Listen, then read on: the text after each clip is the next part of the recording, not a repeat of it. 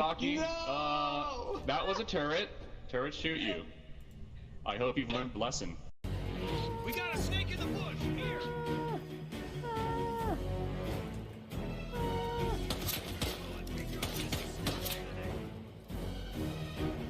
Why can't I find any stairs?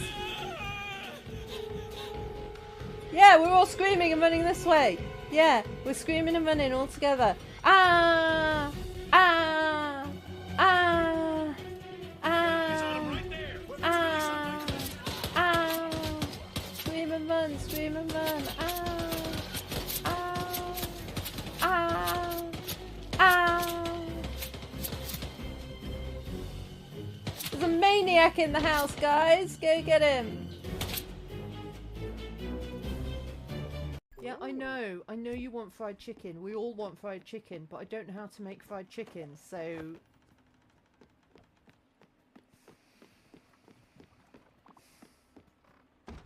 Don't mind me while I do a 50-point turn in a boat.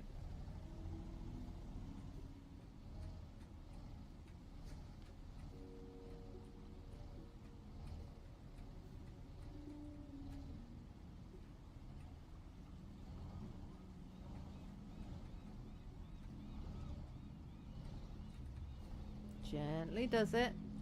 Gently does it. Gently does it. Gently does it. So I mean I could go in here now. This is dark. I can't see. Oh, that made me jump. Oh my god. Calvin, Oh my god. great kid. I almost gave up on my vision and my reactions when I first saw his reaction to his world falling apart. I could see myself in his My heart's going so fast. And have faith that she will guide me.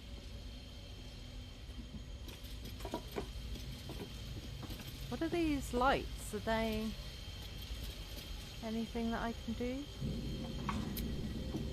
Another bowl bearing the stains of an ancient blood offering. Dudes, Tiggy's up there. Euclids. Another trial to judge the mettle Euclid. of Lady Shah's initiates. This one would test their ability to navigate her sacred darkness.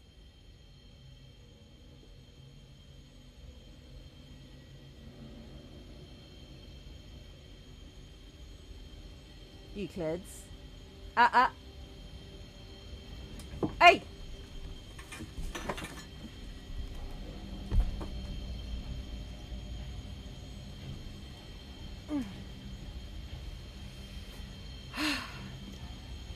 Poor Tiggy. In fact, I used to get wet all the time when I was younger. I bet you did. I bet you did. Not so much since the menopause, though, eh? They're getting a little more, better. Like the fluidness. Like, see, we were getting a little more attuned to it, you know? So it's fun to see. Yeah, but progress. don't get too confident. I'm not gonna get too cocky here. I'm not gonna be moving 2 joints ahead. Jeez Louise. Are you jumping? I fell off! What? Oh! Oh wait, Oh! you're bouncing back Oh! up! Oh! Oh! That was nearly quite good. That would have been an amazing save, right? Oh! Do it!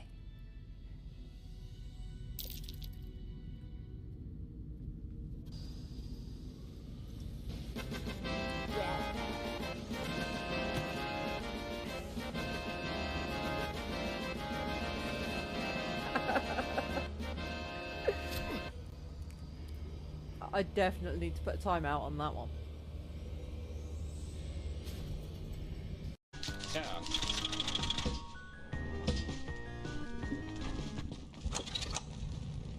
Why? Oh my god, it actually worked. Whoopsie. I didn't think that would work. Yeah, I didn't think it was gonna work either. Oh my god. What? Well, gang, it's been fun. Oh, she looks so happy.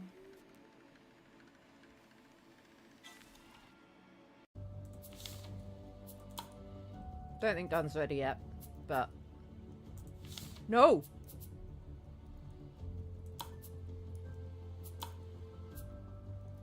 Oh!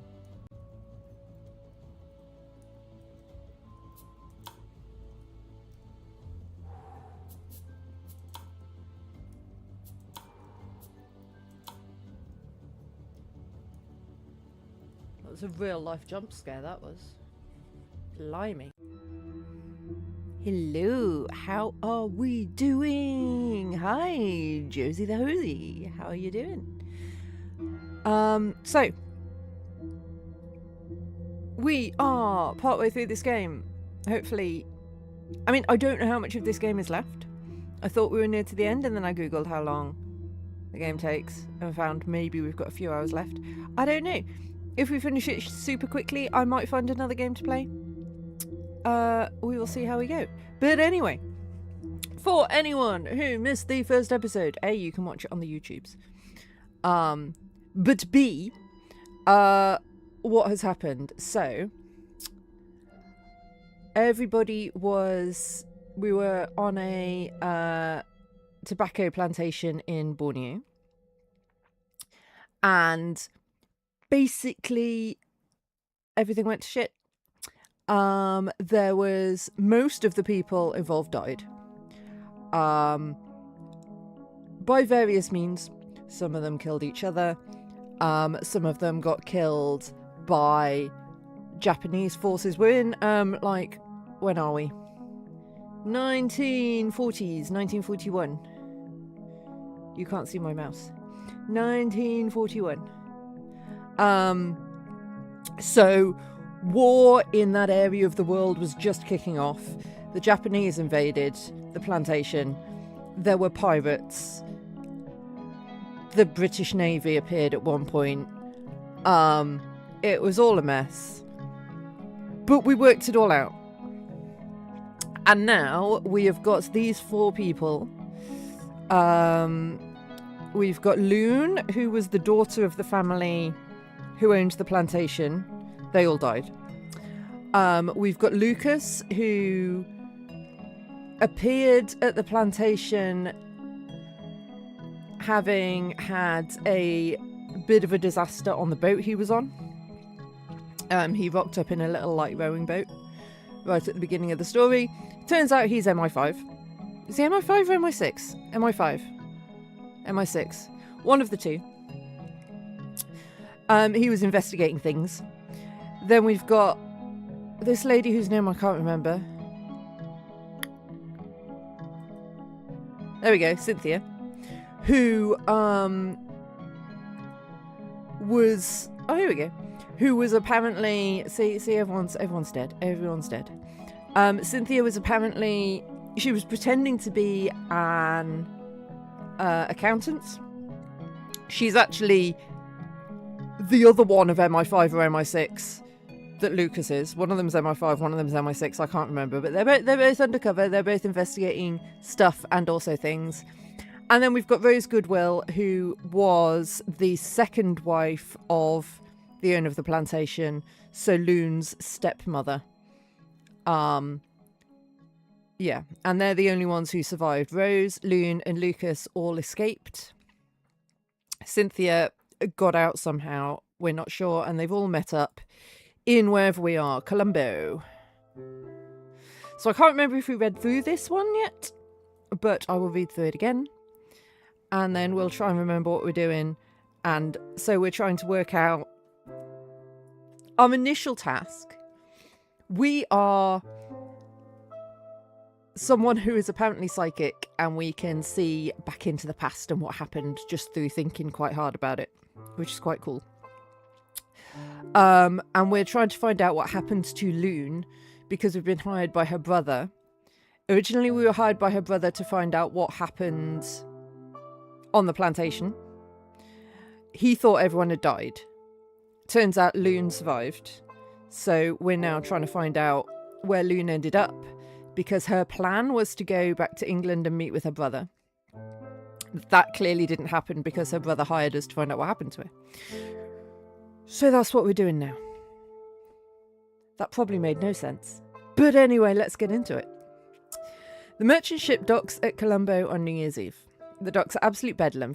Thousands of Ceylonese labourers are hauling coal baskets while British MPs in red caps bark orders at a line of dejected-looking refugees. Keep your chins up, both of you. We've managed the Andaman, now comes the challenge of the Admiralty red tape. If we keep our composure, we should be able to navigate the paperwork checks without a hitch. I look like something the cat dragged in, Lucas. If the gal face sees me like this, they'll send me straight to the kitchen. What is the gal face? The gal face was... This is us, by the way. The gal face was the most prestigious and evocative landmark in Colombo's Salon. It consisted of two main parts, Gal Face Green, a vast seaside promenade, and the iconic Gal Face Hotel. I don't know if I'm pronouncing anything correctly, by the way. No problem, JC. It was partly a recap for me as well, to try and remember what we'd done.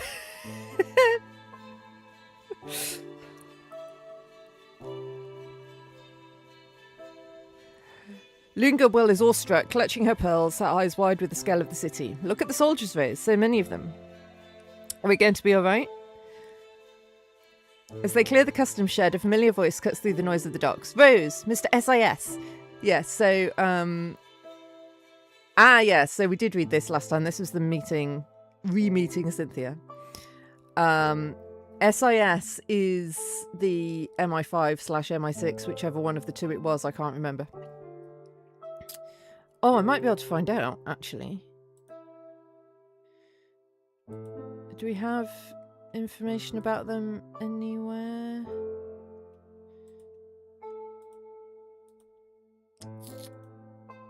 We've got a glossary.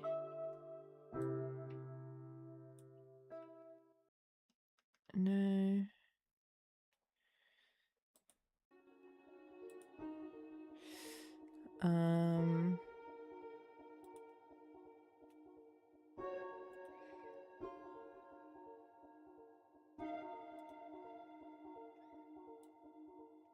This was our final report from... I haven't clicked complete investigation yet because I'm worried that will end the game.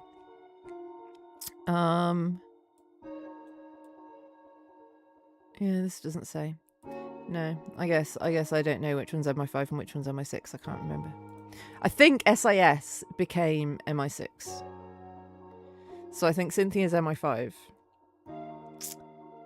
Lucas is MI6. But I could have got those the wrong way around. MI5 is the British version of the FBI. MI6 is the British version of the CIA. So MI5 does internal British stuff. MI6 does international stuff. I believe. Rose, Mr. SIS, little loon. Good heavens, you look like you've been dragged through a hedge backwards. They spin around and see Cynthia Seville. She's a striking contrast to their ruin. She's in crisp tropical whites, a service armband on her sleeve. Cynthia, you're intact. I'm so happy to see you. Intact and on duty, Rose. When the Navy pulled us out of that Borneo inferno. I wonder how Cynthia's journey went. I know my benefactor has no need nor want to have that information, but Miss Seville could yet prove useful to me. I should probably check on her. I'm sure I can sense her journey in my mind's eye if I concentrate. I don't have enough information to identify the soldiers or follow the trail past this hour yet. I need to unlock some more memories first. I should come back later, okay? I was ordered straight to the intelligence hub here. I've been scanning the manifest for 6 days, hoping to see your names. Imagine my surprise when I saw a Mrs. SIS on the manifest. It's a long story. Yeah, so they're pretending to be husband and wife, and Loon is his sister in their pretense.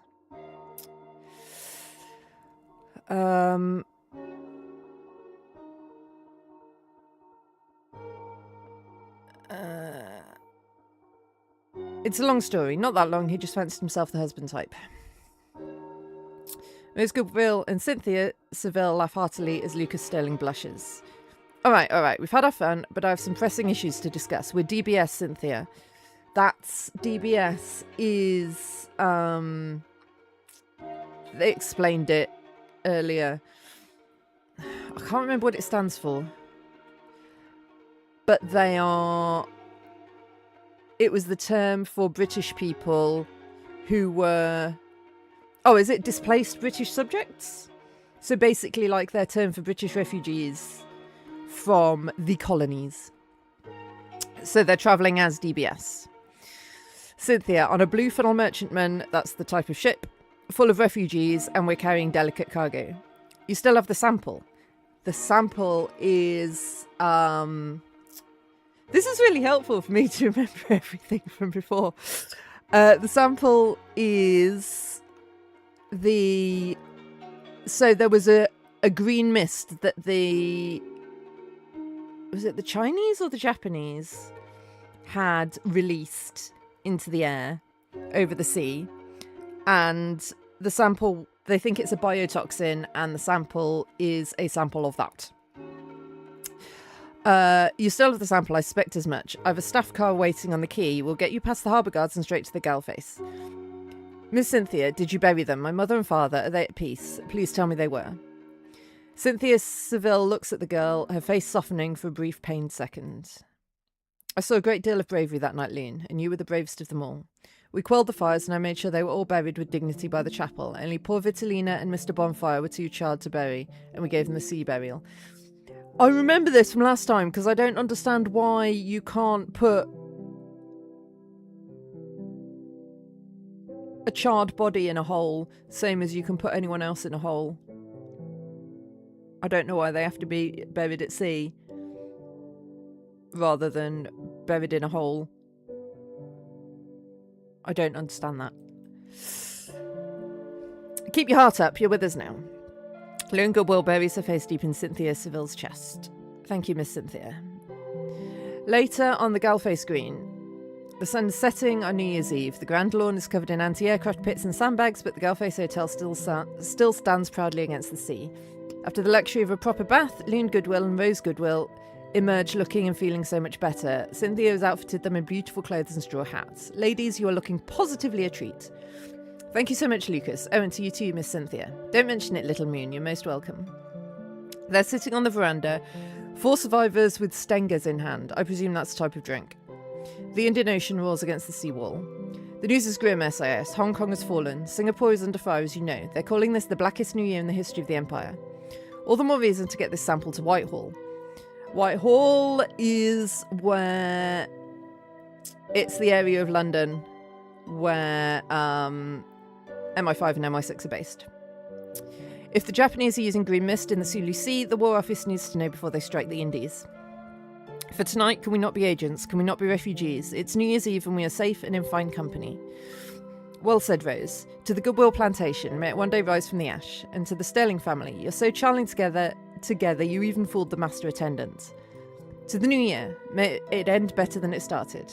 As the midnight gongs begin to echo from the ships in the harbour, the blackout remains total. There are no fireworks, only the lights of a searchlight sweeping across the dark water waiting for the inevitable. Okay, so the way this works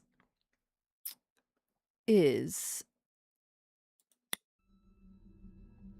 we have places and we have times, and we can, to unlock a new time and place, we have to guess who was there. So presumably at the next time point they are all still in Colombo? Yes, they are. My instincts tell me I've uncovered everything there's seen in this location. The remaining hours hold no secrets. Okay, so we're moving on after this. The next morning, Cynthia Seville takes them to a back room in the Galface Hotel. The room is filled with chests and crates, and Cynthia Seville unlocks the first chest. I've had my people raid the Admiralty stores and the local apothecaries. You're entering the most treacherous leg of the journey, and I'll not have you arriving in London looking like shivering spectres. Take as much as you need. Running a hand over heavy tan-coloured fabric. Is this Burberry? Gabardine trench coats for the lot of you. They're the civilian pattern, but lined with wool fleece. You've been in the 90-degree heat of Borneo for years. The Atlantic in February will feel like a literal slap in the face. Put them on the moment you clear the sewers. And the provisions, Cynthia? This merchantman's gallery is already beginning to reek of rancid fat. Cynthia Seville opens the next crate, producing a silver tin. Horlicks malted milk tablets. Ooh, Horlicks. The RAF boys use them. I've also packed several jars of Bovril. A cup of hot beef tea will do more for your fortitude than a bottle of gin. I swear the British Empire was built on Horlicks and Bovril. What's this one? It smells strange. Hyoscene tablets. The Bay of Bengal was merely a warm-up. The Arabian Sea can be devilish this time of year. If the horizon starts to tilt, take one every 6 hours. It'll make your mouth feel like a Sahara dust storm, but it'll keep your stomach where it belongs. Anti-seasickness. And the quinine? Quinine is anti-malaria. I've secured a fresh supply of tabloids. Enough to last until you hit London. The Mediterranean damp often brings the malarial shakes back with a vengeance. Keep the dose regular, Lucas. Lastly, British Army wool blankets. They're rough as a badger's back, but they're pure wool. Wrap yourselves in them once you hit the desert nights. The desert air is deceptively cold. Rose Goodwill looks at the mountain of gear. You've turned us into a walking supply depot, Cynthia. You'll need it, Rose. That is a slur that I chose to censor for Japanese. I don't even know what the slur is, but it said it was a slur and asked if I wanted to censor it, and I said yes, please. The Japanese are already striking for Burma, and the U-boats are everywhere. You're carrying an important package. Least the service can do is ensure you have a warm coat and a steady stomach when you deliver it. My only concern is that this bounty will draw the eye of every desperate soul on that deck. We're immensely grateful, Cynthia, don't mistake me, but we must tread warily from here on. We'll need to keep our heads down and try to pack it in as small a crate as possible. Well, I'm staking my claim on the gabardines and the blankets. I've no intention of arriving in London as a human icicle, and I shall want the malted milk and bovril. Which means you'll just have to handle carrying it all for us, darling husband. Aye, aye, Mrs. Sterling. Okay, so we don't know where they went to next.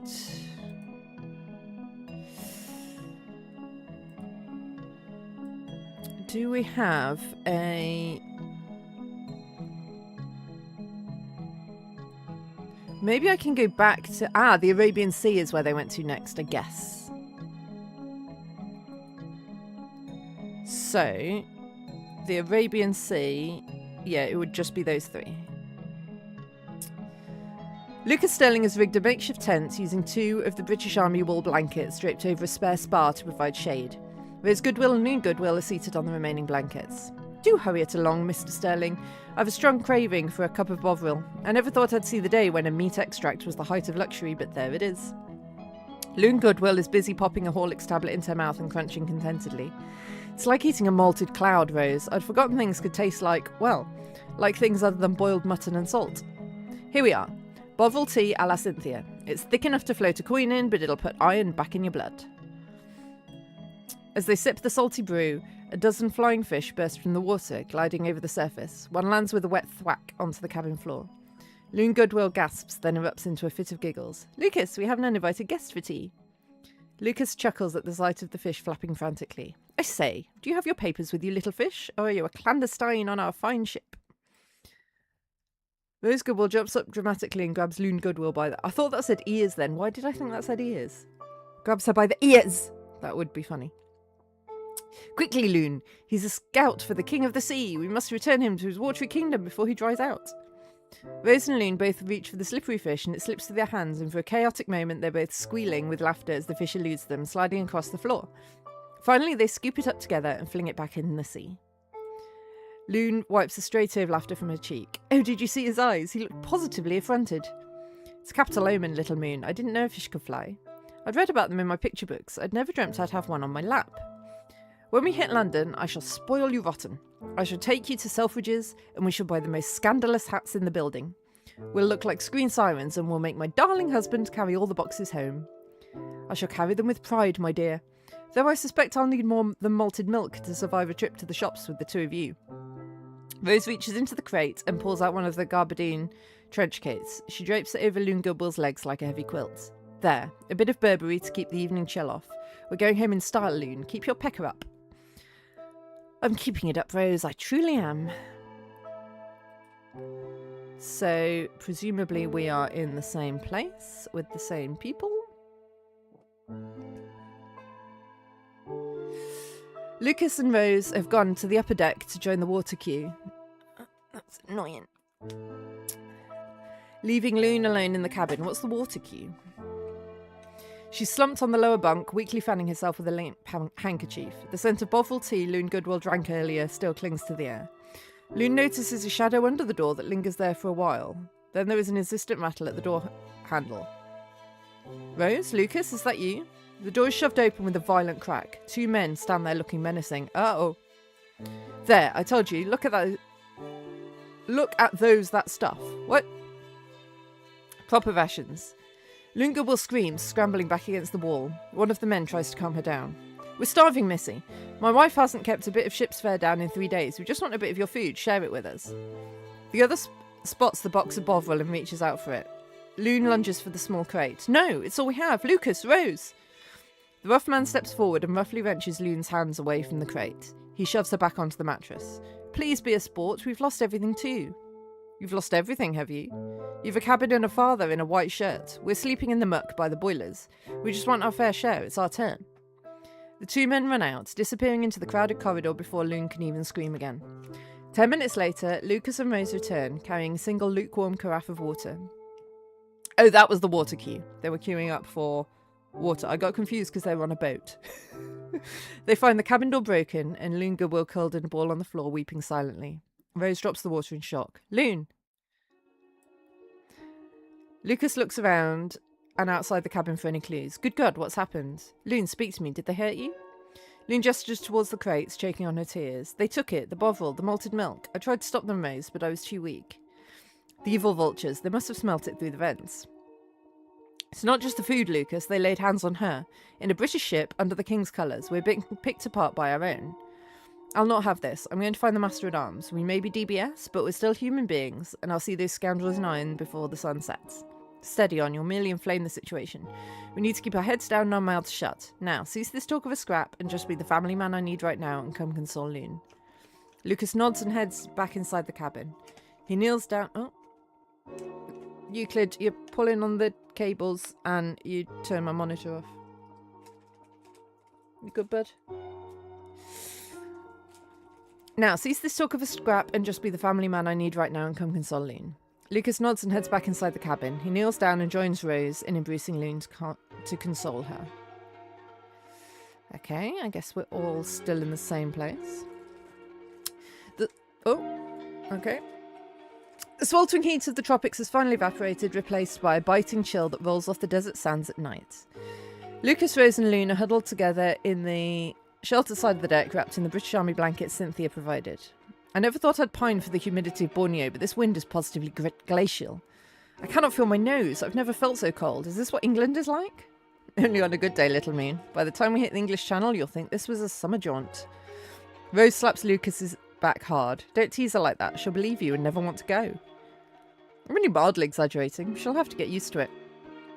I could never get used to this. I shall be wearing big woolly coats and blankets and hats all the time, and thick leather gloves. Drink some tea. It'll warm you up. I know it's not Bovril, but it'll keep the cold away. I'd give a sovereign for just one of those malted milks right now, just to make the tea taste better. You know, there's one rule I've always lived by. Never keep all your eggs in one basket. Lucas, what are you playing at?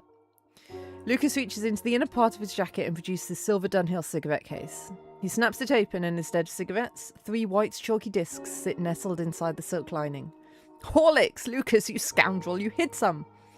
I slipped a few into my case the moment Cynthia handed them over. A bit of insurance for a rainy day, or in this case, a freezing night in the Arabian Sea. Rose pops a tablet into her mouth and sucks on it as Loon crunches it contentedly. Oh, you're back, are you, bud? Now you've caused chaos. You want more cuddles. Okay.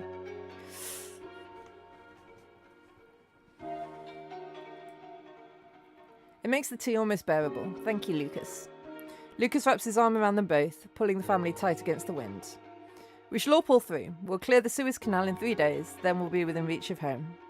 Loon snuggles in, her eyes drooping. Can you talk of the trains to London? Tell me again about the fog, the bridges, and the big clock. So we're headed to the Suez Canal. So far, this has been very straightforward. Not very detective-y, just following them. Lucas, Rose and Loon stand on the rail of the boat deck. The view is no longer the infinite blue of the Indian Ocean, but a narrow river of water cutting through the Sinai deserts. Good heavens, I'd quite forgotten that air could feel like this. It's like a slap in the face after years of being boiled alive. It's the desert, Rose. We're in Egypt now. The Orient is officially behind us. Look, there are camels. Real camels. I can see camels, Rose. Can you believe it? Lucas notices a rusted mast of a sunken merchantman sticking out of the shallow water near the bank. We're out of the Japanese reach, but we're in Mussolini's backyard now. A small, flat-bottomed boat pulls alongside the blue funnel merchantman. A man in a fez scrambles up a rope ladder. A crowd of refugees gathers as he reaches the deck. Who's this? I suspect he's the Gully Gully Man, a performer. They're common in these parts, coming up to entertain the folks for a few coins. The Gully Gully Men. I'd heard the old hands at the club talk of them when I was young. I never thought I'd see the day. The Gully Gully Man is a magician and approaches Loon Goodwill, his hands moving in a blur. He reaches behind the girl's ear and pulls out a tiny, live yellow chick. Oh, how did he... Look, he's perfectly real. Lucas tosses a small silver coin to the magician. Well done, good man. The three of them stand together, watching the magician's absurd tricks as the desert sun begins to dip. Lucas hands out a gabardine trench coat to Loon Goodwill. Put this on, little moon. It's got some weight to it, but you'll thank me for it by nightfall. It's so heavy, I feel like a soldier. Rose and Lucas don their own trench coats. Look, we're all soldiers now, Loon. This look suits you, Lucas.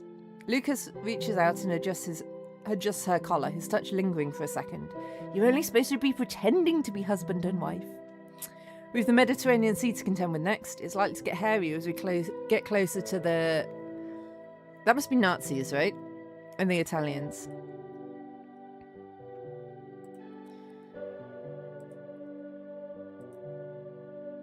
Lucas, Rose and Loon are huddled on the deck, their Burberry collars turned up against the spray. The Blue Funnel merchantman is part of a small convoy now, flanked by two elderly V-class destroyers. The mood on this boat has shifted very quickly. Even the stewards look as though they're waiting for a death sentence. They've reason to be. I had a word with the signals officer near the wireless room. Marseille is effectively... That should have an S on the end, right? Marseille is effectively a Bosch harbour now. Bosch is the Germans, I believe. And the French government hold up in Vichy is playing a double game, helping the Nazis root out the remaining French forces. They can't be trusted. Our only sanctuary is the rock, Gibraltar. So, for people who don't know, Gibraltar is a British territory, still British territory, that is attached to Spain. It's very small. I went there a few years ago. You can walk from one end to the other in a day. Like, less than a day. Like, you can easily walk from one end to the other. It's just a few miles. It just sticks out off the side of Spain.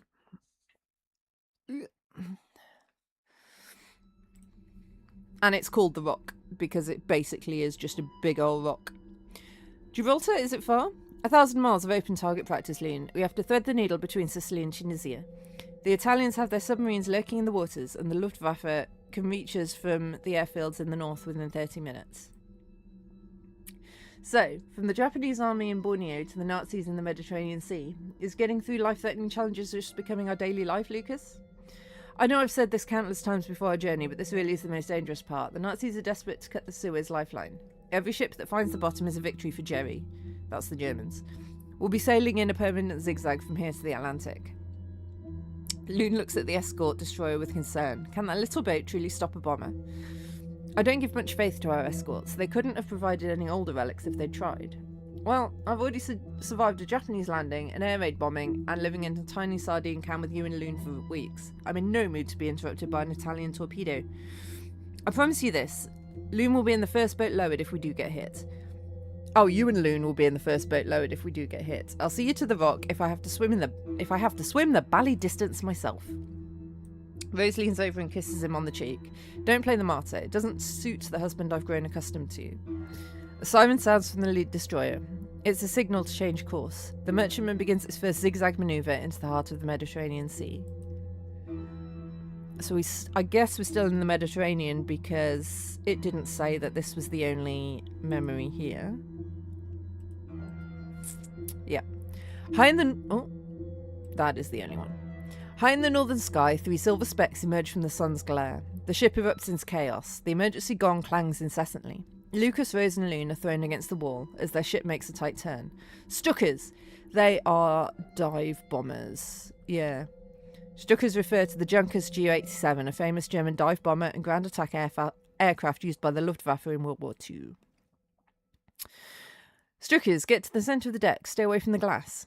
A second later, a concussive blast rocks the ship. A bomb has hit the forward crane. The giant structure collapses, destroying a part of the deck. The escort destroyers are firing with all their might. One of the planes disintegrates in midair. A second junker, its wing clipped, spirals down and hits the water hard. The attack lasts only minutes. The remaining Nazi planes flee north. Oh, the remaining Nazi plane flees north, chased by the destroyer's shells. The deck is full of wounded refugees hit by the fallen crane. Lucas and Rose step out from behind cover to take stock of the destruction. Sailors are running around barking orders. Rose, help with fetching sand buckets. Rose discards her coat and rolls up her sleeves. Right you are. Lucas and Rose plunge headfirst into the fray. They join with a frantic fire party of sailors and refugees. While Lucas helps out with plugging a leak, Rose works hard, passing heavy buckets of sand to smother the flames. In the galley, which has been turned into a makeshift dressing station, Loon is on her knees, floral dress ruined, ripping up long strips of white linen from a salvaged tablecloth to turn into dressings. She hands the strips to the ship's surgeon, who is tending to wounded sailors. Loon looks away from the blood, not quite ready for that yet. Rose enters the galley. Loon? Oh, there you are. Thank heavens, you're unhurt. We couldn't find you. I'm helping, Rose. There isn't enough lint. I've already used up the tablecloths I could find. I'm starting on the napkins now. Rose takes a pair of shears from a nearby table and joins Loon on the floor. Here, give me the other end. We'll strip the whole room bare if we have to. Lucas walks in, covered in soot and sweat. He sees the two women, his eyes reflecting a profound sense of pride and respect. I'll go get you girls some tea. Okay, and then I guess we go to Gibraltar next. After the tow of the Mediterranean, the sight of Gibraltar feels like the first true sanctuary in Europe where they can finally put their guard down. Thanks to Cynthia's connections, the family is not sent to the crowded refugee camps on the racecourse. Instead, they are tucked away in a requisition flat in the old town. The house is small and only made up of 2 rooms, but it's more than enough for the 3 of them. A small coal fire... I thought that said a small cold fire. I was like, what? A small coal fire illuminates the room. Loon Goodwill is already asleep in the small annex, exhausted by the journey. Lucas and Rose sit before the fire. Rose is extending her hands towards the heat. I'm sure she'll never be warm again, Lucas. This dreadful rock is a refrigerator. I mean, it was really warm. I was there in... It was January when I went there, and it was t-shirt weather. It was snowing in the UK, and it was t-shirt weather in Gibraltar. It was lovely. And... Oh, it's very weird in Gibraltar. It's like... people speaking a mixture of English and Spanish. There are palm trees, but also like red phone boxes like you get in the UK. And there were English pubs, but it was Spanish weather. It messes with your head a little bit. It's a weird place. But it was awesome. I'd definitely go again. I'm sure she'll know. It's the Atlantic Airways. It's purifying. They sit in awkward silence for a while. We've cleared the Mediterranean. The Secretariat isn't watching us here. We could stop the whole marriage shenanigans if you wished. You can take off the ring. Is that what you want, Rose? Rose just stares into the fire, pensive. I find I've lost the script, Lucas. I spent years in Borneo playing the bored mem, and then weeks on that rust bucket playing your devoted wife. I'm sure I don't know who I am or what I'm feeling anymore. I'll tell you who is there. A woman with more moxie than anyone I've ever met. A woman who kept her polish while the world burned. A woman I truly respect and admire. More than admire. Hello! I told you in the Bay of Bengal I didn't want to cross the bar alone. I wasn't playing then, Rose. I haven't been playing for a long time. Rose turns in her chair to face him, her eyes searching his. Are you truly keen on me, or is this just the fever of the escape? Lucas takes her hand, his thumb tracing the ring he gave her in Singapore. It's not the fever. I've been carrying a torch for you for a long while now. I don't want to be your intended for the manifests anymore, Rose. I want to be your husband when we get to Tilbury Docks. For real. You absolute fool. You could have any number of eligible women. Why a broken planter's widow? Lucas leans in for a kiss. Rose responds in kind, her hands finding his bare chest under his sweater. Oh, hello! He leads her towards the small bed in the corner. Outside, a searchlight sweeps across the window, illuminating them for a second before plunging the room back into the warm, private amber of the fire. And fade to black. So I guess we're now in Tilbury Docks. The arrival isn't... Oh, okay. The arrival is not the triumphant return they'd envisioned during those sweltering nights in the Malacca Straits. London is a world of ashen grey and charcoal, the shoreline full of destroyed warehouses and bomb craters. Good heavens, what have they done to the city?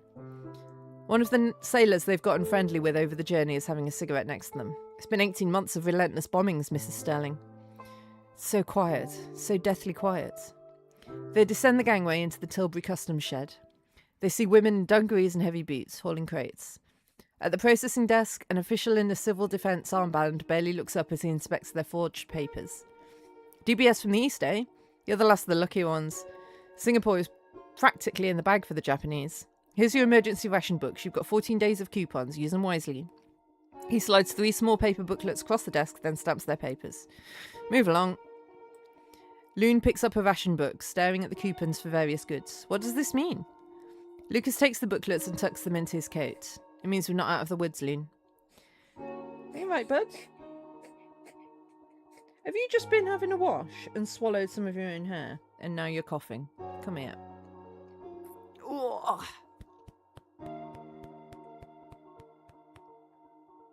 You right?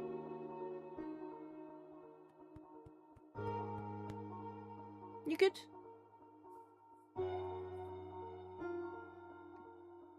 Yeah, you're good. They exit the docks to catch the train to central London. As the train pulls out, they pass through the East End. Entire streets have been levelled. People are queuing in the rain for a single loaf of bread, their gas mask boxes slung over their shoulders. We fled one graveyard only to land in another. They look so shattered. We deliver the vial to Whitehall tonight. Then we find a hotel with a cellar, and tomorrow we start our new life together. He grabs her hand tight. She instinctively puts her other hand on his. Loon Goodwill puts her head against the glass, stroking her pearls as she watches the barrage balloons high in the sky. Barrage balloons were used to protect London from dive bombers. They were filled with hydrogen and were tethered to the ground with steel cables. They were designed to force enemy planes to fly higher to reduce bombing accuracy. The psychic energy gets intense. Oh, Blighty. Blighty is a name for England. Blighty, Lucas. It's not like your stories. The psychic energy gets intense, and the full tapestry of their shared life together opens up to me suddenly. I see Loon Goodwill, no longer the happy little miss who has been broken by circumstance, blossoming into a woman of remarkable tenacity and independence. I see Lucas and Rose, fully in love and devoted to each other. I see where they've found sanctuary in London, in a modest terraced house. They are happy.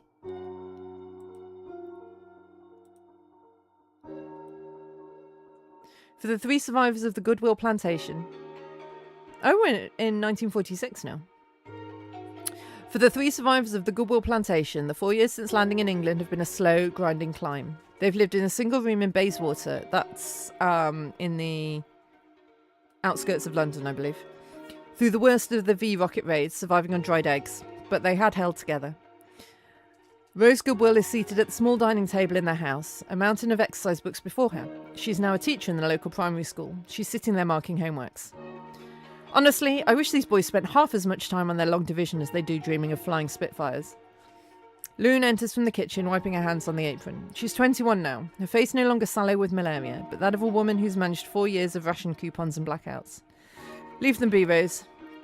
They're just glad they can run around outside without fear. I've managed to get some suet from a butcher. I thought I'd try my hand at spotted dick for tea. So suet is basically animal fat, dried animal fat. Spotted dick is delicious. It is not at all what it sounds like. It is a steamed pudding with raisins in it. Or currants. Something like that. Which is why it's spotted. I don't know why it's called dick.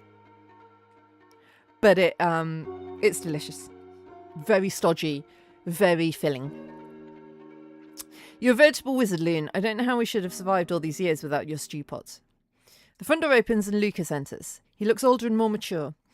Through the latter half of the war, he had been working secretly for MI6. Okay, so he was MI6. The other one was MI5. To intercept and neutralise saboteurs attempting to strike the London docks. He pauses in the doorway, his hat in his hand. Rose looks up, her smile faltering. She recognises the stern, cold look on his face.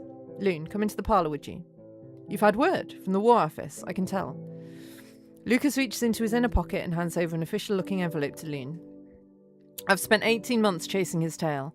I promised you on that boat, 4 years ago, that I would deliver him to you. I found him, Little Moon, or at least I found out what happened to him. Is this her brother?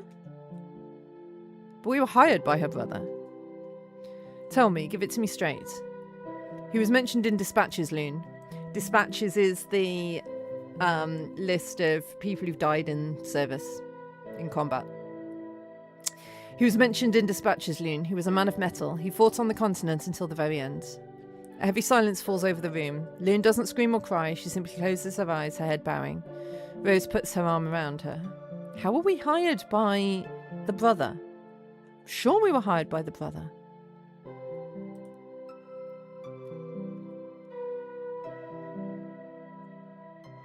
Yeah, they told me it was the war, that my father, my sister Loon, that they were just casualties of the occupation, but I know better now, they were gone long before the Japanese landed.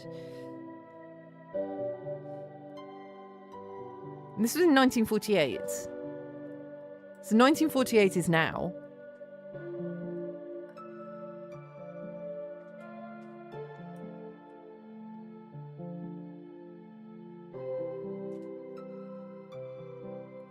That's Jay Goodwill Jr.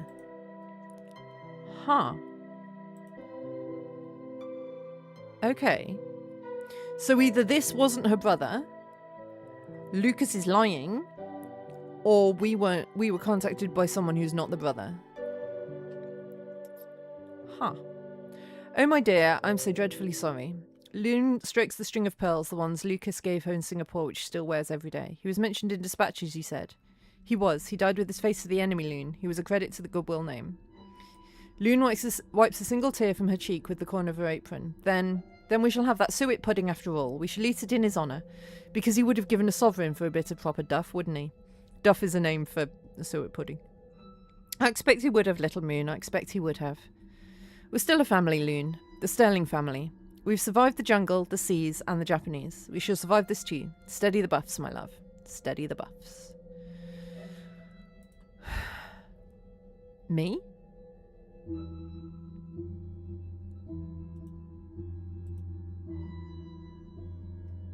We're going to visit them. Hello. Knock on the door. Good afternoon. How may I help you? Miss Sterling, it's so good to finally meet you.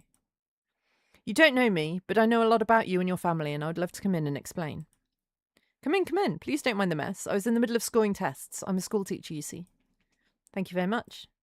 Loon, we have company. Coming! Look at her. She's changed. Loon, look at you. You're such a beautiful young woman. Excuse me, do I know you? It's a long story. Is Mr. Sterling around? I would very much like all of you to be here before I explain my sudden visit. I'm so sorry. My husband's still at work. He shan't be long. Well, I suppose I could start. The main person I'm here to see is in this room. Choose their destiny. I don't know, do I?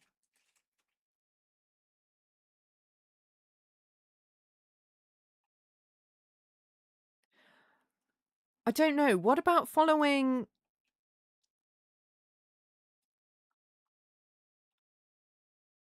What about following what happens to what's-her-name?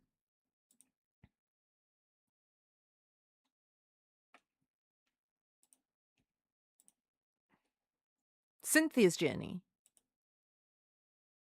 I want to do this first.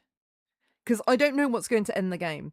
I had a sneaky look at the achievements, and people have got an achievement for finishing the game. More people have got an achievement for finishing the game than have got the achievement for finding out everything. So I'm assuming you can finish the game before finding out everything. So I don't want to choose their fate yet. Because I'm scared that it will finish the game and I want to find out everything. So we're going to do Cynthia's journey. Goodwill Plantation.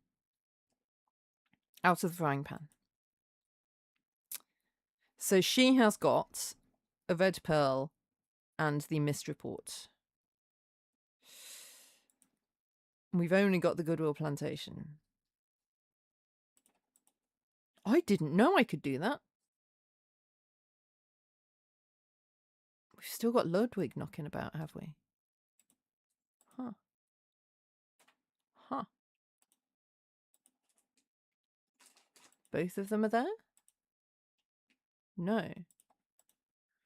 We've got other people there, maybe. So I can focus on an item and then just see what the person who is holding that item is saying. So that can help me with what else is going on. So we've got the commander. We've got the command post. Is the commander in the command post? The soldier nods and Cynthia Seville enters the hastily constructed command post in the Goodwill Plantation. Why have we got no music here? We've done what we can here, sir. The fires are out and the dead are committed to the earth, but we both know the Japanese and Millie were grouping in the mangroves. They'll be back soon and they'll bring heavier metal next time. Then clearly he says something, someone else says something. The soldier. Oh no, we enter the hastily constructed command post. Okay. So we're talking to the commander. I understand, which is why I must beg your indulgence. I need to strike for Sandakan immediately. My intended is there. I was due to reconvene with him after this job. I'd very much like to take Miller. Who's Miller? And his men. They've proven useful today and seem to have the right background for this trek through the jungle. And their orders once we reach the capital. Much obliged. Just one last thing. Who arrived earlier? I saw them arrive by steam engine when I was by the jungle entrance.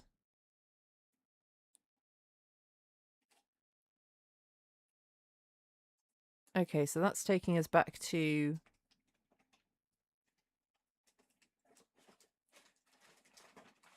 the before times. Where were we just now? Here. Yeah, so we're still in... No? Oh god, where have I gone now? Where was I? I'm in the command post, I guess. Am I? No? What?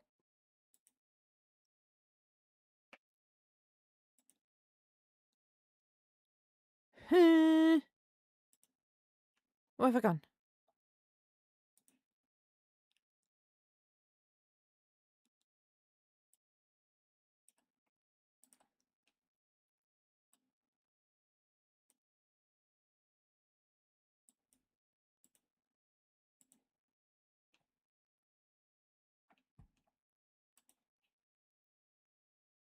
Ah, yeah, because I hadn't finished all this yet. I need to go back to there. That was annoying.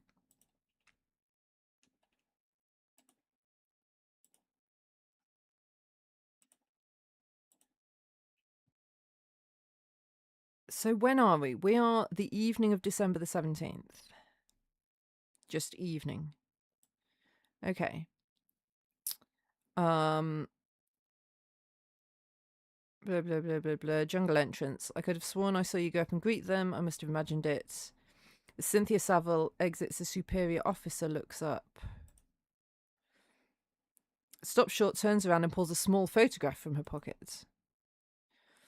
She looks at it for a moment, then hands it over to the superior officer. It's John a few weeks ago. You keep it. She emerges from the wash house where she recuperated the pearl and her affairs.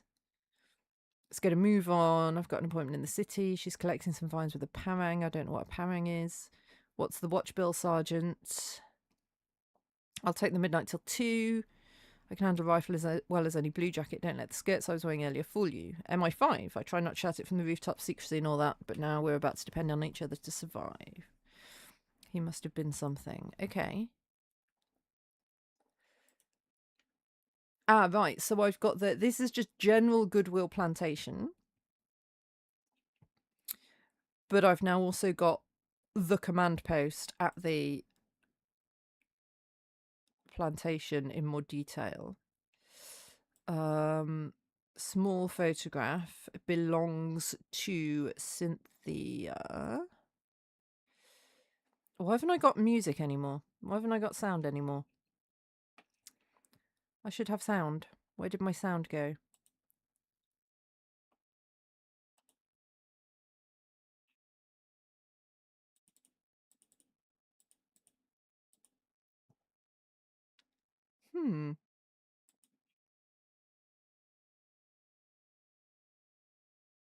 Weird.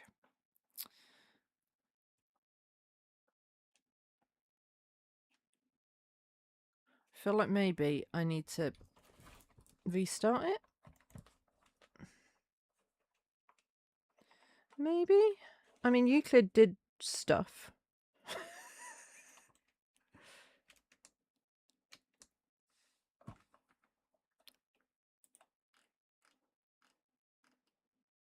Hmm.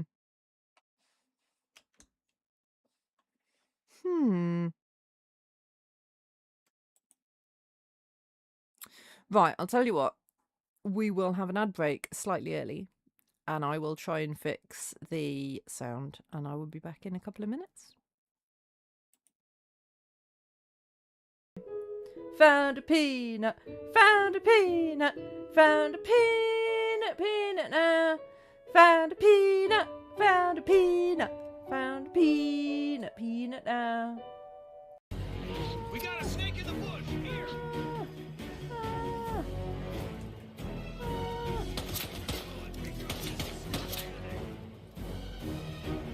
Why can't I find any stairs? Yeah, we're all screaming and running this way. Yeah, we're screaming and running all together. Ah! Ah! Ah! Ah! Ah! Ah! Scream and run, scream and run. Ah! Ah! Ah! Ah! There's a maniac in the house, guys. Go get him.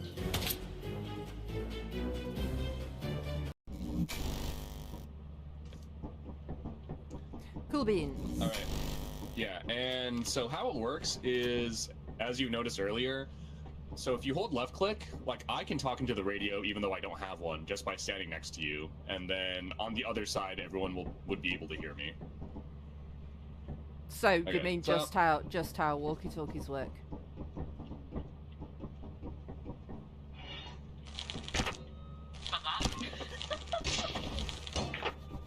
Murder! Murder! Murder! Ow.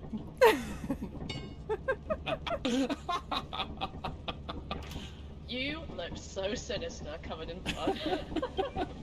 I just hope witnessed a crime. Reminds me why I thought it was a good This idea is to kind play of with these messed up, guys. too. Oh my god, I feel bad. Ah! Avenge me!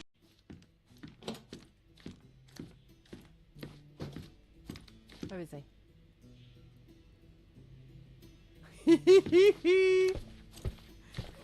You alright, John?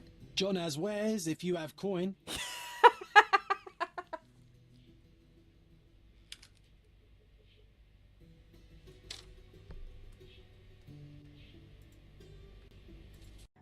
I don't know why I'm trying to read it.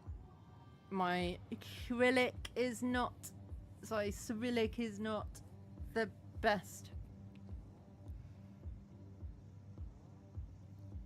That's an R. That's a D. Yeah, day.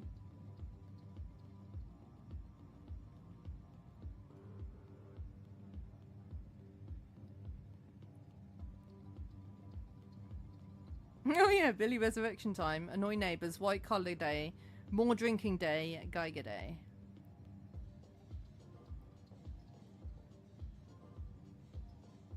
Is that Var?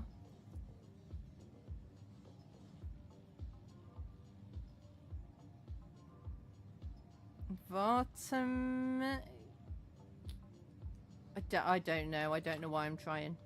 The score. Say what? Earn back the score?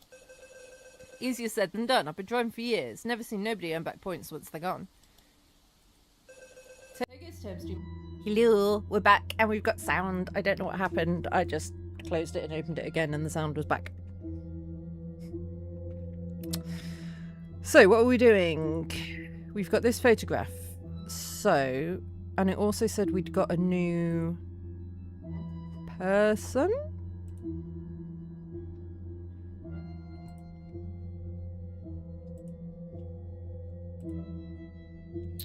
What did it say his surname was? Miller?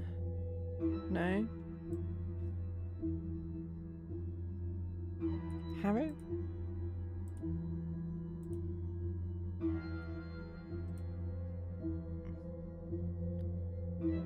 A photo of Cynthia's intended.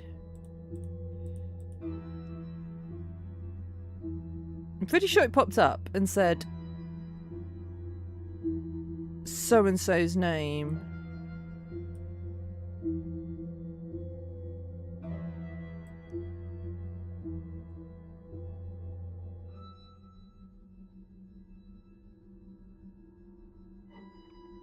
There's too much stuff. I can't find it.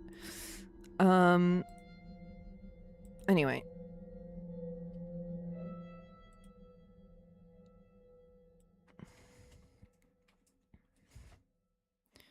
Does it say here? John something.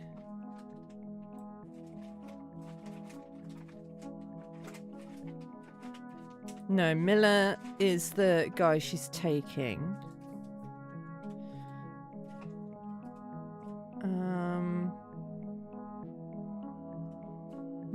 Okay, but the sergeant has the photograph, right? So we could... Why can't I look at the photograph here? And see what the pearl's doing? No. Missed report? No. Euclid not on the keyboard. We've had enough issues today without you causing more.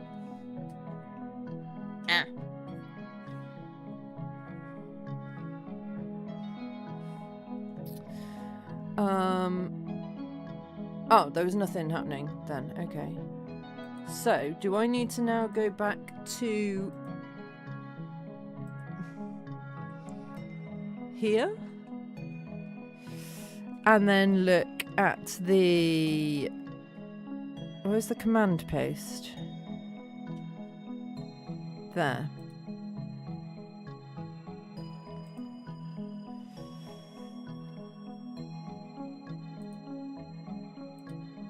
So, I'm assuming nothing happened in the command post until, like, around here-ish? Aha!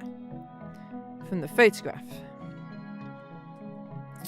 Cynthia Seville is out of the guest house and grabbed some spare clothes she'd left there. Ah, so she was at the guest house here. Okay. She enters the command post. The blue boys work mighty fast, I must say. Where's Fairfax? Okay, so we've got a surname Fairfax. So was Cynthia in the wash house?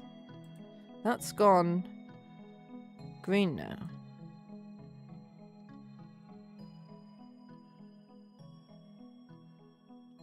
Ah, so that superior officer is Fairfax. You go clean up and meet me at 10 AM sharp for debriefing. Okay, so then here she was at the wash house, guest house, was she?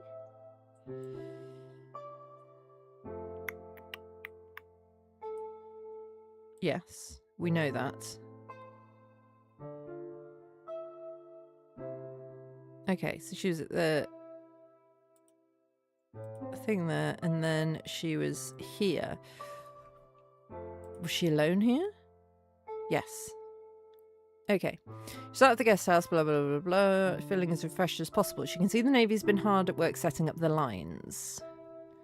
A temporary military camp would have been referred to as the lines. It would have consisted of huts made of local materials instead of tents.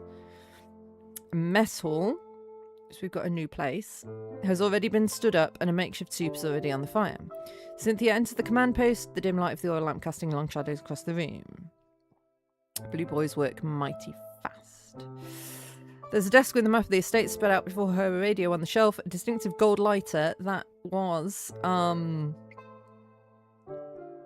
what's his name's? The owner of the camp. The owner of the plantation. A stack of paper spreads out. She notes a manifest. It's photos of key personnel. I can gather from the resonance I feel which ones will be important. I'll add them to case file. I can only feel them from 8 o'clock on Wednesday morning. The launch would have been too far from the plantation before then, and anyway, I wouldn't have known where in the sea it would have emerged from. It's also clear they were all together on the shore at 8 and then spread out afterwards. Okay. So we've got all the officers. Where's Fairfax? Told me 10 AM sharp, superior officer enters. Presumably that's Fairfax. So, we've got a load of people now. Presumably you are Fairfax. Commander. I don't have your first name.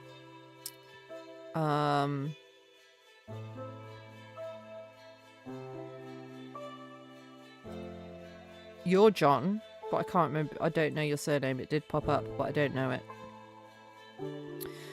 That means there's still 2 clues here that we haven't found yet. But maybe we can't find them yet. I don't know where the superior officer came from. Either the mess hall or the veranda.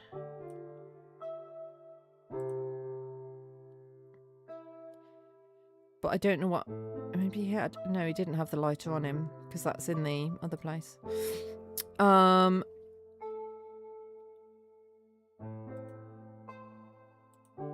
So we know Cynthia is here, but not on her own. Because the sergeant's there. Oh no, there's been flowers bursting through the walls. How are you doing? Hope you've got your thinking cap on.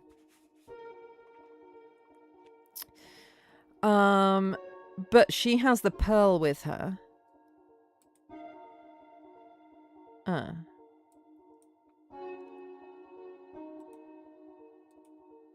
Maybe she's... Okay.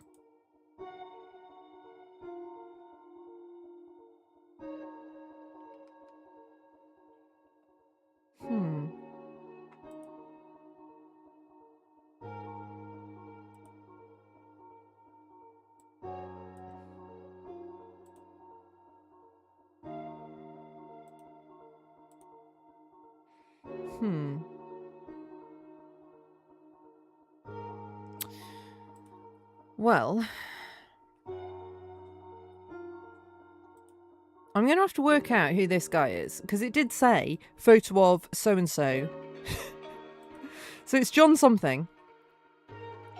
Oh, it's a very interesting game. It is a really, really good game. If you've played Type Help, it is very much like that. We have to, in order to unlock a memory... Oh no, Euclid, you broke the... Hang on. You broke the hammock trying to jump into it.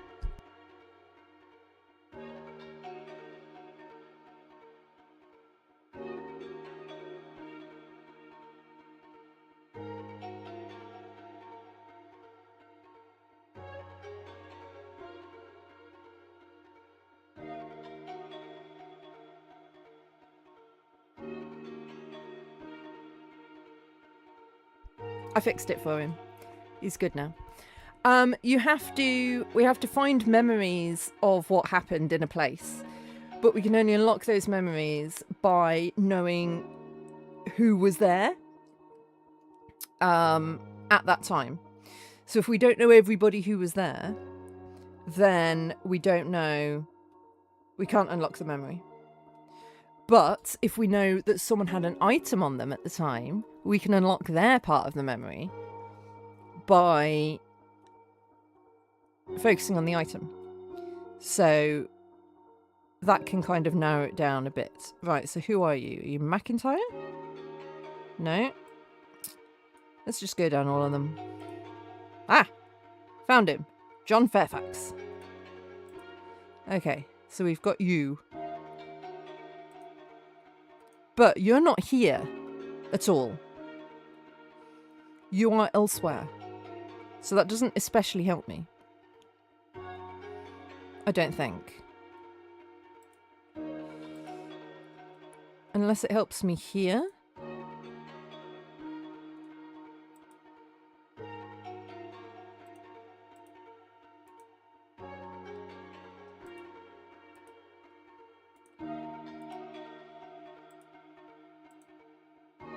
No.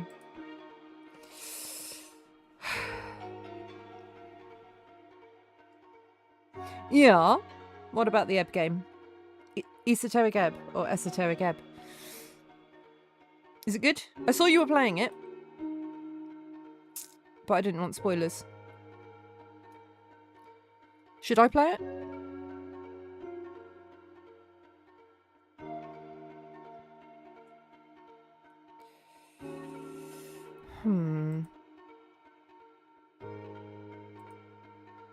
I haven't got any more first names.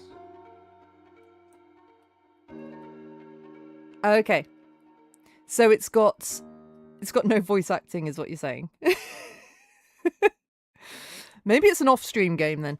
This one also has no voice acting. This is a lot of reading. So I feel like, yeah, maybe this is okay just for one day a week. Maybe playing a game multiple days a week with lots of reading. Yeah. Might be an off-stream game then. Okay, so the sergeant has got the small photograph. So let's see if we can find what... Aha!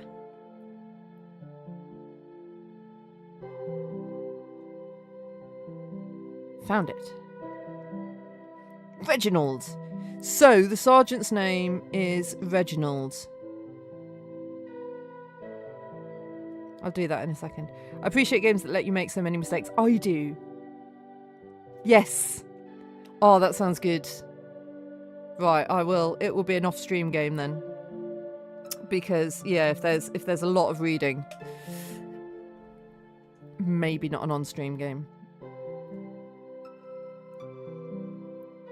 Reginald, it's good to see you despite the circumstances. You said 10, but no matter. Right, if I get his name, then I can focus and get this. So, guests. I'm assuming it's you. I'm assuming you're Commander Reginald Miller? No, I thought I knew his surname.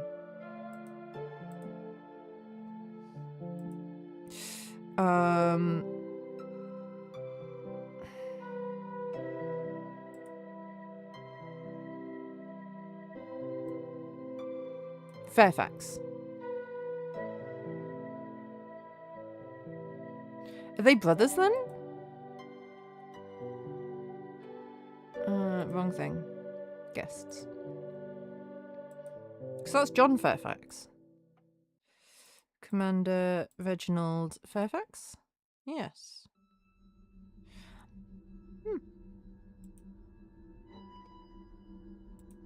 Okay, so you two are together.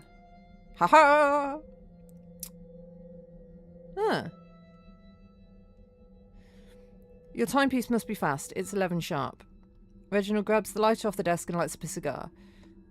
Reginald, it's good to see you despite the circumstances, and you'd said 10, but no matter. Reginald, it's Commander Fairfax to you when you're on my turf, Agent. I apologise. Stiff upper lip and all that. Never been my strong suit. Quite. Reginald takes the manifest from Cynthia Seville's hands and puts it back on the desk. Now that pleasantries have been taken care of, do be a sport and tell me what the hell is bringing someone like you to this desolate plantation on the eve of war, no less. I had leads that the Raja and the Triad were both putting the squeeze on the plantation managers. Being able to get the jump on both with one spider web was just too good to pass on. The Japanese had other ideas. Who else knows you're here? My dear mother and my to-be, of course. Quite. I do have a favour to ask of you. Reginald just stares at Cynthia. Can I requisite some of your men to help me bury the poor souls with dignity in the cemetery by the chapel? The massacre was terribly unnecessary. These were good people and they fought hard to the very end. Every blasted last one of them. I'd grown quite fond of this family in the few hours I did manage to spend with them. They're all yours. I'll get Sergeant Miller to help you pick out some men to help you dig. A mass grave was being dug behind the worker quarters for the Japanese soldiers and pirates. I suggest you go warn them quick before they start throwing all the bodies in there together. Cynthia runs up to the worker quarters as Reginald approaches a soldier on the ground at the entrance. Private, get Sergeant Miller. I've got a job for him. Okay, so Cynthia is going to the worker quarters. So that means here Cynthia will be at the worker quarters.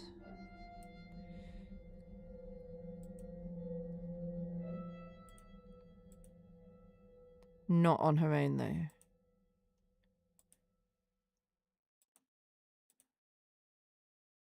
Oh, she's still got the photograph, okay. Cynthia sends the slope towards the workers' quarters, and the stench just hits her like a brick. It's only been a few hours, but the heat is already affecting the decomposition of the bodies. Wait, tell me, you do only have Japanese soldiers and pirates for the pit, I trust. You're not committing any of the civilians that were murdered to this dog hole. A young servant? Could be Isia. I didn't see her during any of the commotion. Cynthia salutes the young man, as you were. Okay, so that's not all of what was going on. There's somebody else there who we don't know. Okay.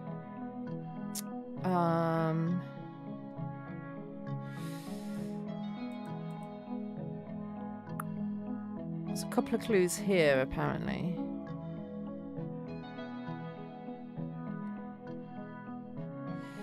Cemetery?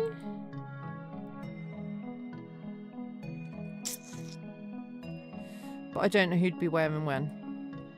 Right. Let's go back to here and see if we've got these two people here. No. Oh, here. No.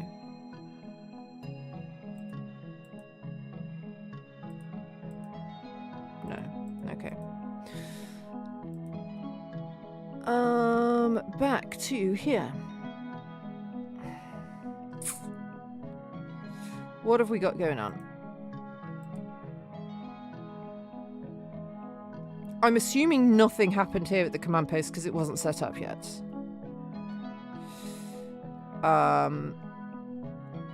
Ditto mess hall. Study.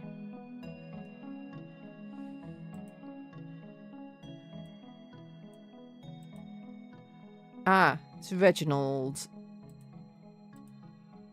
There we go. Reginald Fairfax walks calmly into the study, surveying the environment. He looks out the window to see the last of the Japanese soldiers run out into the jungle, getting pursued by his men. He then leans out the window to watch the Japanese launchers attempt to get away as Royal Navy ships are blocking their way. We got lucky this time. Really lucky. He lingers there for a bit, admiring the fireworks, then goes back to step back out when he notices something shine from the breast pocket of Jeremiah Goodwill's body on the floor. He crouches down to inspect Jeremiah Goodwill further. How peculiar. You've not been shot. What really happened here? Acid flowers and the mystery of what food he'll order. Sunday murder of nutrients by Agatha Christie.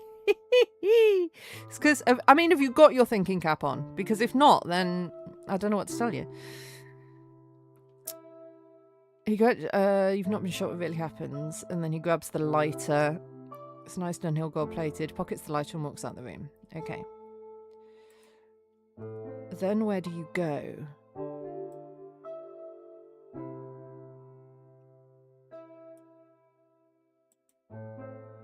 Ah, then you go here.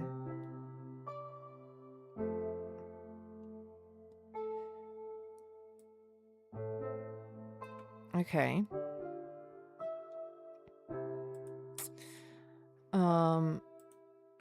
Are you alone then here? No. But is the lighter here? Yes. Thomas! Ha ha! What was that commotion outside just now? Good, I'll leave it in your capable hands. I've tasked some little errand to you. Muster a couple of men. Assist little Miss Pipsqueak bury her people. Maybe it will shut her up and get her out of my hair. Oh my word. It's none of your business, Sergeant. Know your place. Carry on. Okay, what was his surname? Miller. So Sergeant Thomas Miller. I'm assuming that's you? Might not be. Yes, it is. Okay. So then here we've got you two. Reporting's ordered. You wanted to see me, sir? Ah, Thomas, what was that commotion outside just now? By the shore. I don't really know how to explain it, quite frankly, sir, but we've got it in hand. Good, I'll leave it in your capable hands. In the meantime, I have tasked some little errand for you, blah, blah, blah. If I must say so, do you know her, sir? You seemed rather riled by the woman. She strikes me as innocuous enough. It's none of your business, Sergeant. Know your place. Quite so, I spoke out of turn. I crave your pardon, Commander. Corporal Hudson was helping with the clubhouse fire. I'll go talk to him and he can take Tweety with him. I assume that's like Tweety Bird or something. He was already helping get the civilian bodies to the chapel. Carry on. As Thomas Miller leaves the command post, I can see Cynthia Seville running up past the croquet lawn towards the jungle entrance. So does that mean here she was at the croquet lawn or at the jungle entrance?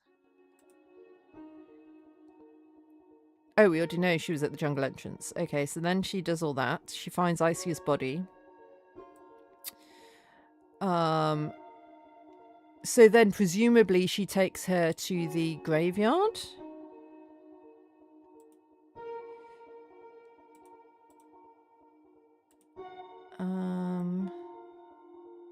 Where's the graveyard? The cemetery.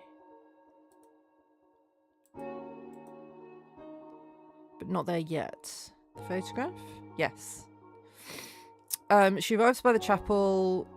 Excuse me, Corporal, could you point me to Sergeant Miller? I beg your pardon. As good as can be under these circumstances, Stanley. So we've got a Stanley knocking about. Would that be the Corporal?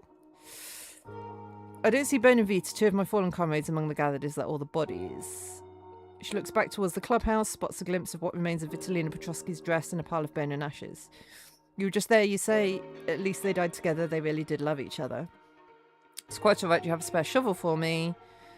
Leads them to a secluded part of the cemetery and start digging. Don't be too harsh on the boy. Don't worry, Private. We'll get some soup afterwards. Okay. So there we've got the Private and the Miller and the Corporal. I don't know if you have the Corporal's full name yet. Assuming you're Corporal...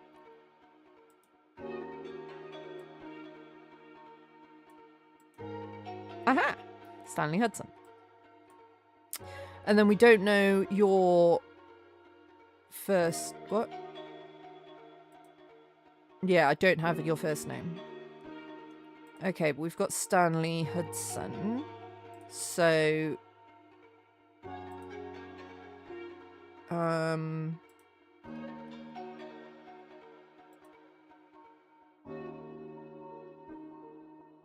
Was he at the shore? With Thomas Miller, maybe? Oh no, Corporal Hudson was helping with the clubhouse. So... Would he be at the clubhouse here? Clubhouse... Yes. Stanley Hudson is shoveling sand onto the roaring base of the fire, his silhouette flickering against the orange glare. Behind him, a human chain of young soldiers and boy seamen are hard at work. They hurl bucket after bucket of water onto the flames, their faces blackened by soot and slick with a mix of sea spray and sweat. They don't deter and keep going as fast as they can. Although they're exhausted, they do not waver through sheer, dogged willpower. Their tenacity finally pays off as the fire starts to slow down and gets under control. Okay. I don't know why that's saying there's 2 clues here. Like, what? Was he also here there? Yes. The blaze is raging hard. The heat from the fire is strong. The heat from the fire is so strong it makes it hard to get close. Ambers are getting carried in the breeze and are starting... I'm assuming it means embers. And are starting to light up the fern in the area.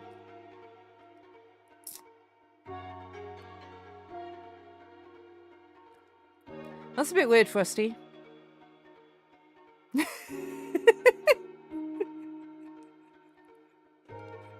Worried about you slightly. Bugger it, this is very bad. You, over there. Yeah, you. Why are you standing there gawking at it? See the wash house over there? It will have buckets. Go get some quick. Yes, sir. And you. Go empty some of our crates into the stand and start filling them with water. Yes, sir. Don't yes, sir me. I'm not finished. Don't you dare carry the water all the way up here. Get a chain going, grab whoever you can. And get me a spade so I can start smothering the base. Okay, but there's no clues from here. There is another clue from here, though. But I don't know what... Hi, Edward, how's it going?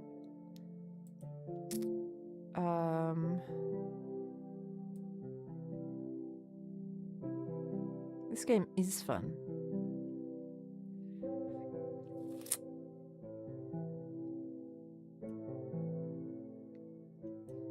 So who was at the workers' quarters that we found? It was you. But who else is there? I don't know. Okay, so you can help me then when I get stuck. I am currently Only if I get stuck. I'm currently back at the plantation. I've done all the stuff on the boat to go into England, but I haven't finished that yet because I don't know what finishes the game, and I don't want to finish the game early. Oh, I've had to use quite a few hints. And what's going on at the shore?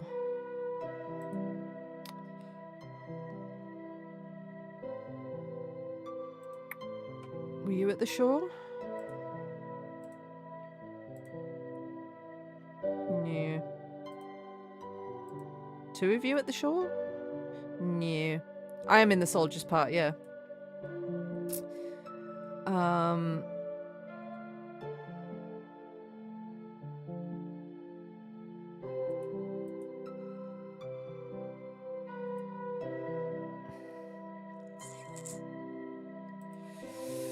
Trying to fill it all in.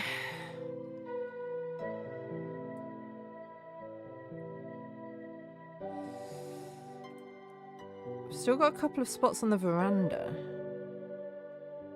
Maybe Reginald Fairfax was here. No.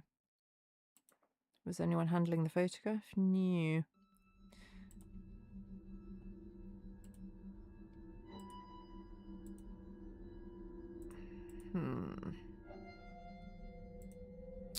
So where was Reginald Fairfax at this time? Mess hall?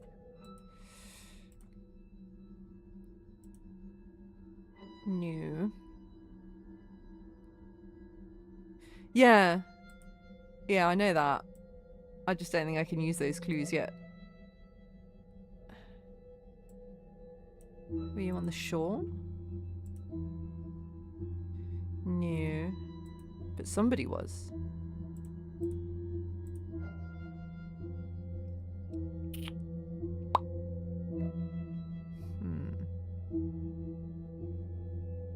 When did you pick up the lighter? It was in the study. Because then I can check the lighter in places, and then I'll know where you are. Where's the study?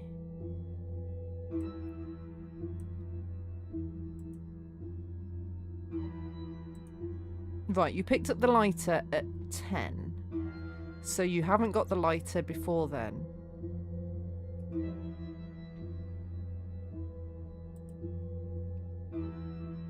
Have we got the lighter here? No. Oh!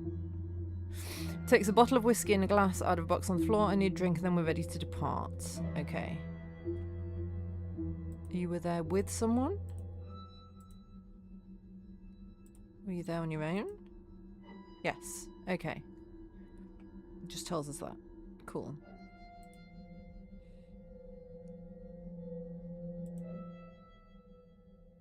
And you were there here. A lieutenant walks in. Does that count as you being there on your own? Yes. Okay. Reginald Fairfax examining the map. Working out the next move. He's trying to get signal on the wireless. A lieutenant walk in. Sir, there's a Charles Brooke who just arrived by steam engine. Where did I see that before? Maybe in my glossary about the colonies. Huh. Charles Brooke has just arrived by steam engine. He's asked for you. He's by the jungle entrance. That's the last thing I need. I'll go see what he wants. Thank you, Lieutenant. Okay, so then Reginald and Charles Brooke would be at the jungle entrance.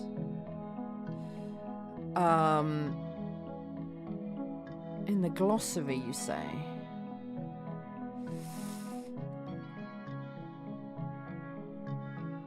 The occult?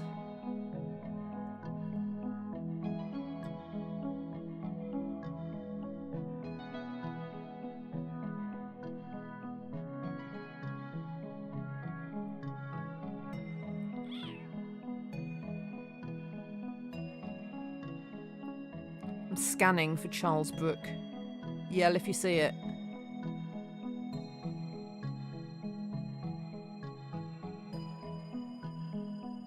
I'm assuming there'll be a picture of him, mind you.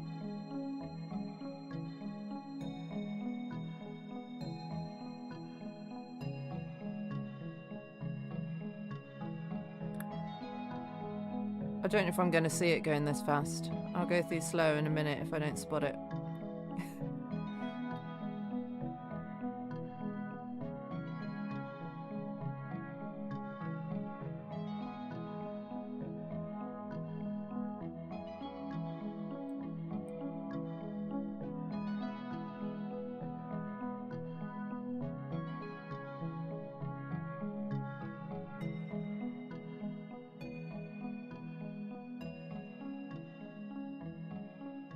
Charles Brooke.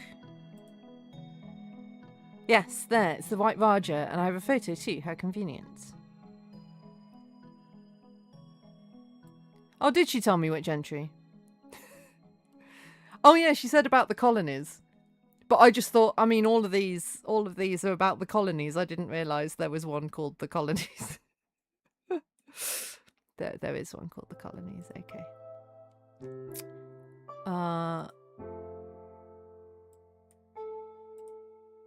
Charles Brooke.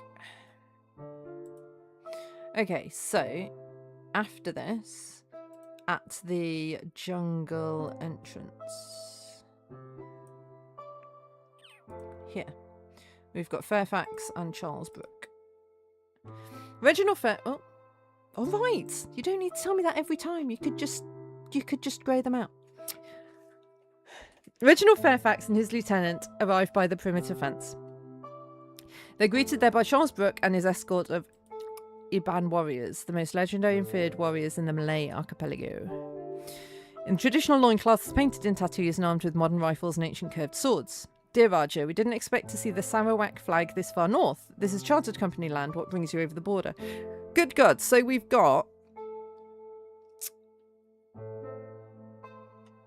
had the plantation people. We've had pirates. We've had the Japanese, we've had the British, and now we've got the White Raja and his Iban warriors, and what, all on one little plantation. It's bonkers. Charles Brooke taps his cane on the destroyed perimeter fence. Borders, Commander? The Japanese do not care about your borders. I don't see a company plantation here anymore, do you? The plot does demand it. I mean, the plantation people didn't have a chance, did they? Just like the whole of World War II, plus people who didn't really have anything to do with World War II. They just all descend on one plantation. There was even a German guy there. It's just everybody. We've repelled the first wave, sir. The Navy has the coaster under watchful eye and the mist is dissipating. It's a bit hairy, but we're holding the line. You're holding nothing. I hear what's being said on the wireless. The King's army is spread too thin, and if the chartered company can no longer protect its assets, perhaps it's time for a sturdier hand to oversee these estates. You can't be serious. Are you trying to just march in here and take over company property in the middle of a war, sir? The Colonial Office is 5,000 miles away and blacked out by the Bosch. I'm right here. If this plantation is a total loss, it becomes a protectorate of the Raja. I'll not have a Japanese foothold on my doorstep, and I'll take care of protecting this land. You're not here to protect anything, you're here for your own interests. Charles Brooke smacks his cane hard on the floor in anger. I'm here for Borneo, Commander. This island is old and it has a long memory. It remembers the pirate republics and it will remember the Japanese as nothing but smoke in history. The question is, will it remember the British? Oh, it's a good game. It's a good game. Yeah, there's a sequel coming very soon as well. If by the way you think this game is good, I recommend also a game called Type Help. Although it's coming out as a proper game a bit like this soon. Well, I don't know about soon. At some point. Type Help is just all text. There's no pictures, there's no anything, but it's free and it's on itch.io.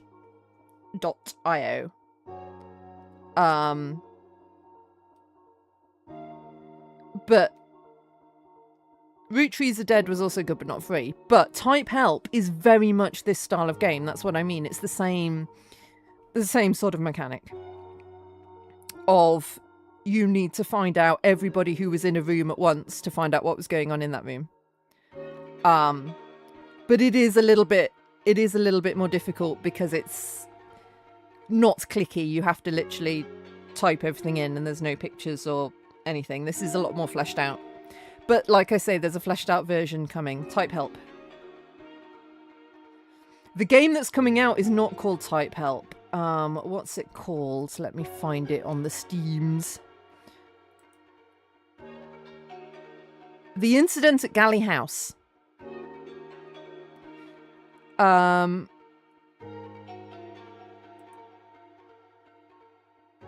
It is due out in exactly a month from today.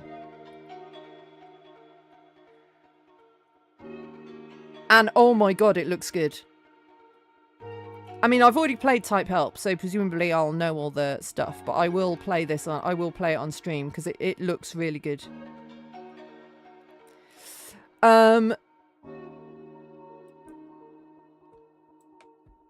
Let me find Type Help.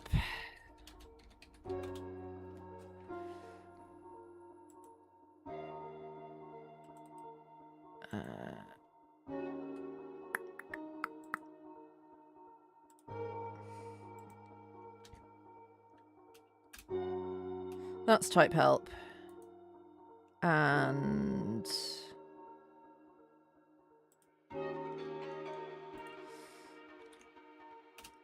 that's The Incident at Galley House. Personally, I would recommend waiting a month. No, Type Help isn't on Steam. It's on itch. But Type Help is free. But I would probably recommend waiting for The Incident at Galley House. It's almost certainly not going to be free. But it looks amazing. But if you can't wait, then Type Help is excellent, and I very much recommend it.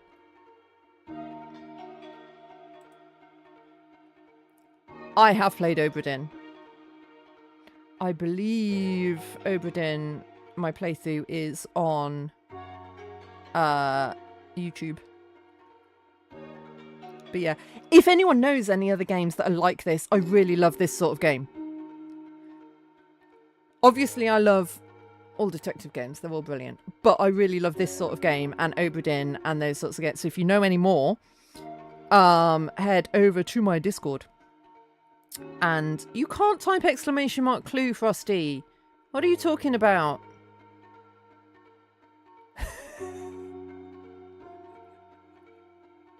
Frosty just makes stuff up sometimes. Yeah, if you know any more games like this, let me know. Because I'm very much interested in them. Anyway, where were we? I'm here for Borneo, Commander. This island is old, it has a long memory. It remembers the pirate republics, it remembers the Japanese as nothing but a smoke in history. Will it remember the British? This is just a courtesy warning. I will be in my carriage awaiting your departure. Reginald Fairfax and his lieutenant walk back towards the plantation. The man's a ghost from the 19th century and he's still trying to outmove the Admiralty. We don't need any more bloodshed. We know the island is lost. There's no sense in squabbling over cinders. Let him take over the plantation and its ghosts. It will be a short-lived victory by the time the Japanese have regained their second wind and return in force. Okay. So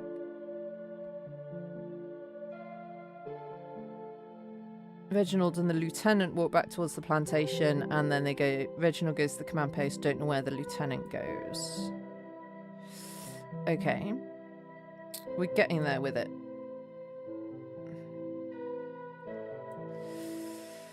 Are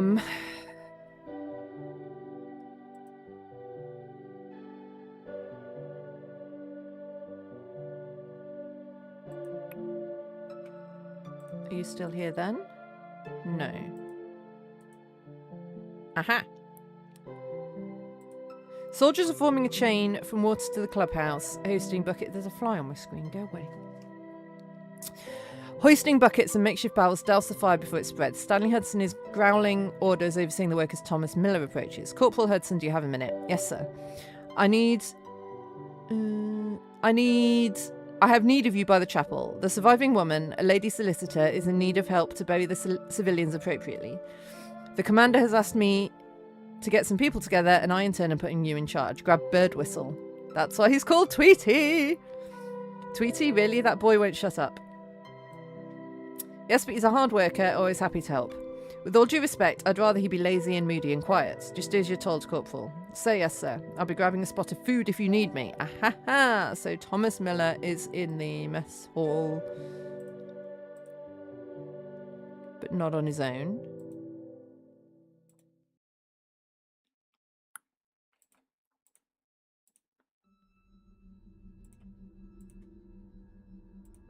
Okay. How did I find something here? What did I find here?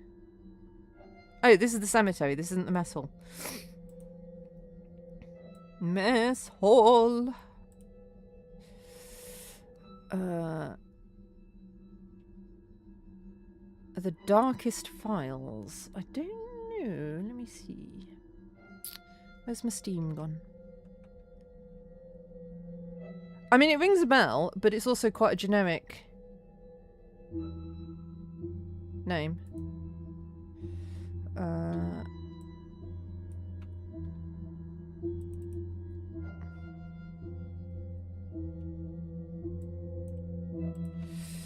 The darkest files. Yes, I have. I don't think I played it on stream. Maybe I haven't played it. It's in my Steam library.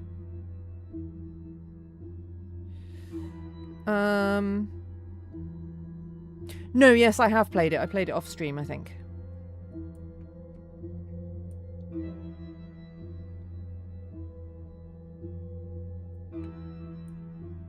No, me neither. That's the problem. I really love games like this, and they're few and far between. What have we got here? I don't think we've got anything. The lighter? No. Okay. Maybe the private's there as well. Is Charles Brooke on his own at the railway? Yes. Charles Brooke sits ensconced within the velvet-lined interior of his private carriage, watching through silk curtains as the British Navy begin the task of withdrawing to their launches. On a small wooden table, a silver tray is flowing with a variety of fresh meats and fruits. A bottle of sparkling wine is chilling in an ice bucket. The man is like a block of wood, solid, silent and ancient, patiently waiting for the estates to empty out so he can finally claim the remains of the land for himself. He fancies, perhaps, that this latest acquisition will bring him some fleeting contentment. Or perhaps he doesn't know what he wants anymore after over half a century spent expanding his kingdom. What does one more acre of land truly signify? And does he really believe, in the deep recesses of his soul, that he can hold back the Japanese war machine with a few ebon blades? Or is he being willfully ignorant on purpose, because acknowledging the truth that his kingdom was built on a house of cards would be too much? So, the green blocks are where I have... Green means I've found the memory, the full memory. White means we don't know what's going on there, at all. Grey means there's nothing happening there, and we know 100% there's nothing happening there. Blue means I have found fragments of what's going on there. So, like here, I know something's happening here, but I've got no idea what. I don't know who was there or what they were doing. Here, I know a bit of what's going on, but not everything. Here, who knows? So the aim is to make everything either green or grey. If I've found all the green that there is to find, the game automatically makes the rest grey. So I don't have to look at every single slot to be like, was there anything here or not? Yeah. And the little numbers means that there's a clue there that I haven't used yet. Like that will lead me to something else, but I haven't yet done it. So here.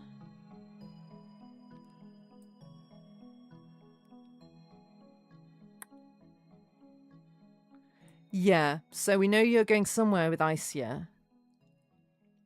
But we haven't sorted that out yet. We know you were going to the cemetery with her. And that's what this blue thing is. Ah, so maybe you three are there. No, because the private is also there. But I don't know the private's name yet. I don't know his first name. I need the private's first name. This doesn't tell me the private's first name, does it? It just tells me his surname is Birdwhistle. I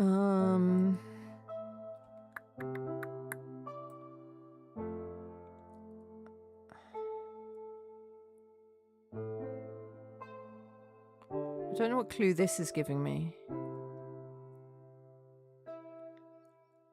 This is telling me that the private is not Miller, I guess. Top left. Yeah. Yeah. Yeah, I've been using that before to be like, where have I got gaps?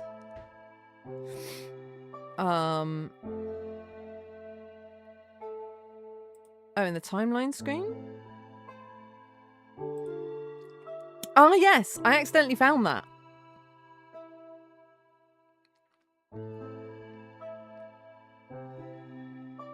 I haven't used this before. But I guess I should.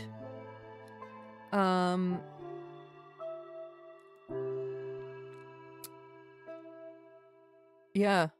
This would have been very useful earlier. Ludwig Harrow we've still got knocking about as well. Don't know where he goes after the study.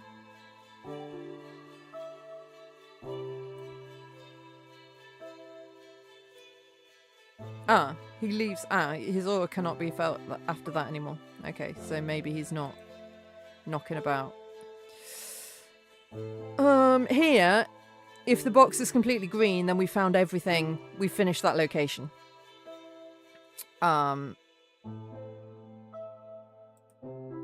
Workers' quarters. We've got something here.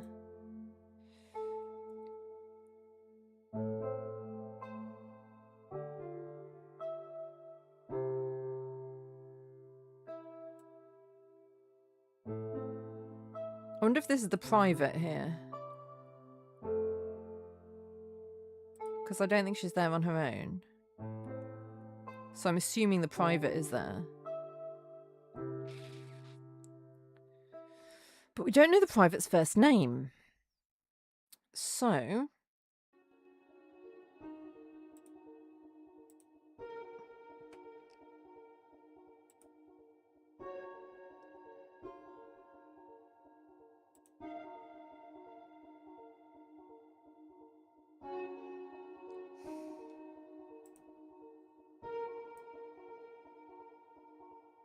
I know you do.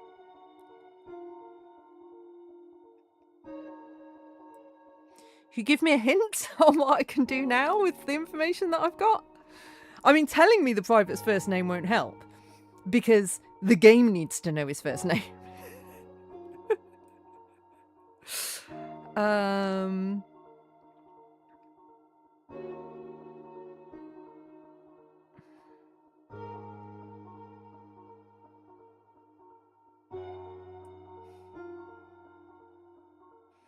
By the shore. There was a commotion by the shore.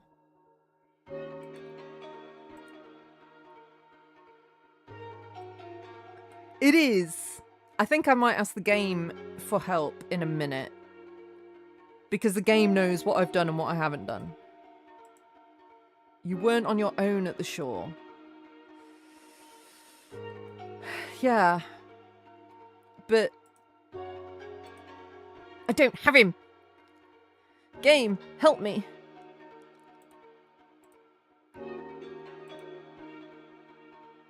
Ooh, okay. This, by the way, I really love a game with a good hint system. It doesn't tell you the answer, it just nudges you along the way. That is, in my opinion, the sign of a really good game. Use the mist report in the mess hall at 3 o'clock. Okay. Mess hall. At 3 o'clock. Missed report. Okay. Aha. Cynthia, Stanley, and a young soldier, presumably that's the private, arrive at the mess hall covered in mud and sweat. They drop their shovels by the entrance. Where's Sergeant Miller? Thomas Miller looks up from his paper as Cynthia and Stanley approach. Good to meet you, Sergeant Miller. Very much so. Got me thinking if I can get Commander Fairfax's blessing. Blah, blah, blah. Private bird whistle tells me you've been stationed in Sandankan for a few years. Tells me the corporal's a survivalist. Has dealt with the Ulu jungle. Interesting. Most of his life. I'd like you to help me reach Sandankan by foot. All other avenues are death traps. I need to see my urgency. Need to see my fiancée who is still in the city. Good soldiers is what I require. Make no mistakes. This will be an order. That's quite a knife, Corporal. So the Corporal has a knife. That might be a useful thing. I did find the Corporal. I don't know if I answered that question. The knife belongs to the Corporal.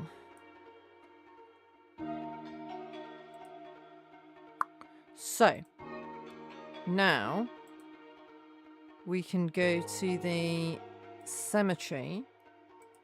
Use the knife. Last I saw the sergeant, he was striking for the mess hall. Must excuse young Tweety here, no manners. Name Stanley, how'd you do? Arthur! Arthur! His name's Arthur! So, Private Arthur Bird whistle. Hell to the air. I've discovered all the guests.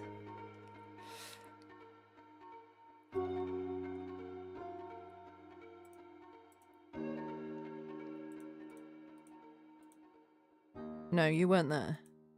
Ha ha! Cynthia Seville arrives by the chapel to see a few soldiers standing there having a smoke. Excuse me, Corporal, could you point me to Sergeant Miller? Last I saw the sergeant, he was striking for the mess hall. Are you the man who loosed that rocket? I beg your pardon. We saw you give the Japanese what for from the stern as we approached. Bloody good show, if I may say so. You must excuse young Tweety here. He has no manners, named Stanley. How do you do? As good as can be in these circumstances, Stanley. I hear you have a job for us. Tweety and I here are to be your muscles, as it were. How many graves are we digging? Surveys the cemetery. I don't see Bone and Vita, two of my fallen comrades amongst the gathered. Is that all the bodies? There's a couple of charred bodies by the clubhouse. I was just there quelling the last of the fire. They're nothing but the scraps of scorched linen that suggest the civilians. I reckon they'd be better served by a water funeral with the rest of our boys. Cynthia looks back towards the clubhouse and spots a glimpse of what remains of Vitalina Petrovsky's dress in a pile of bone and ashes. You were just there, you say? At least they died together. They really did love each other. So, where do you want us to start digging then? Stanley slaps Arthur around the back of the head. Give the woman a minute, Arthur. Can't you see she's paying her respects? It's quite all right. Do you have a spare shovel for me? She leads them to a secluded part of the cemetery and start digging. This is hungry work, this is. I hope there will be some grub left for us when we're done. Be quiet and dig, man. Don't be too harsh on the boy. Don't worry, Private. We'll get some soup afterwards. So then they go to the mess hall, where Thomas is also. They arrive at the mess hall covered in mud and sweat. They drop their shovels by the entrance. Chef, what's good? Corporal Hudson with Sergeant Miller. He's the one sitting by himself, looking all stoic.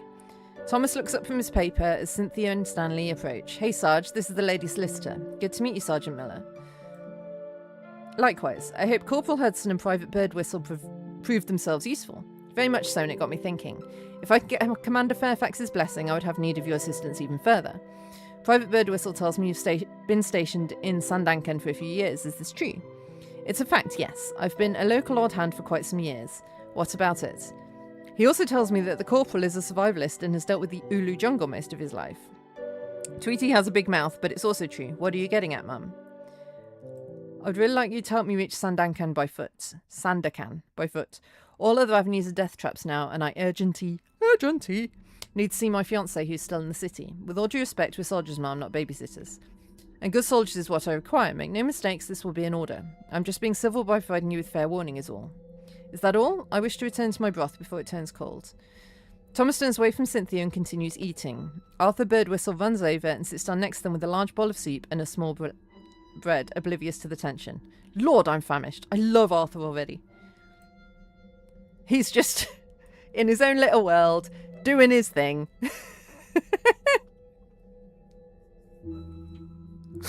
Oh, bless him. Bloody hell, this is as hard as rock. How's a lad supposed to cut this? Stanley angrily snaps the bread out of Arthur's hand. Give it here, you daft pigeon. He takes out a sturdy clasp knife. Don't you ever keep your knife on your person? Sometimes, I swear. Stanley cuts the bread in half with a flick and hands it to Arthur. That's quite the knife, Corporal. Standard issue, ma'am. Much obliged, Corporal. Arthur resumes his slurping, dunking his bread in as he goes. He stops abruptly and looks up at the stony-faced sergeant and the steely Cynthia. Say, why is everyone looking so gloom? Do you mean glum? Do you mean glum, old chum? Okay, so then we know that everybody was at the shore when they started. So we're putting everyone at the shore here? Question mark? Nope. Haha! The Japanese army is making mincemeat of what remains of Harry's men when the hulking silhouettes of naval ships and armoured launches are hitting the shore. The British Navy have arrived. Huzzah! Alright, men, you know the drill. Let them know the King's men have found them. Yep. It's like, we just buried bodies, but we've got soup now. How can you be gloomy when there's soup? I love him, he's so funny. Like, he would be so annoying to be around, but he is hilarious.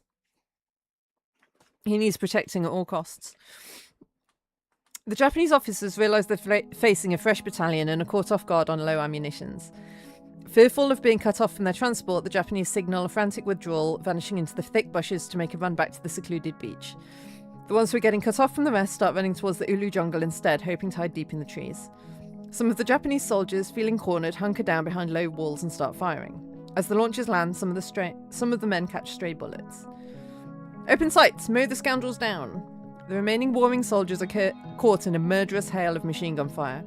Reginald Fairfax yells as the last of the Japanese soldiers are silenced. Cease fire! Arthur and his fellow privates plunge into the waist-deep water, wrestling with heavy rope lines to secure the launches against the tide.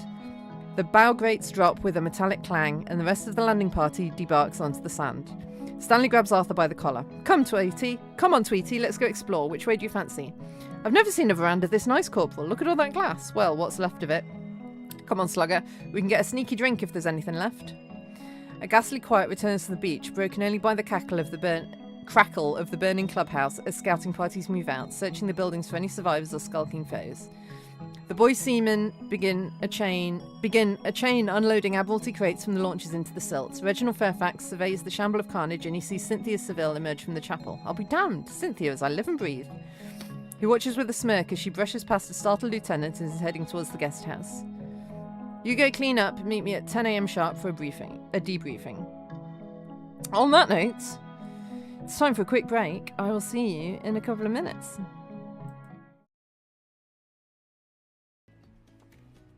This really does sound like a really cheerful episode of CSI.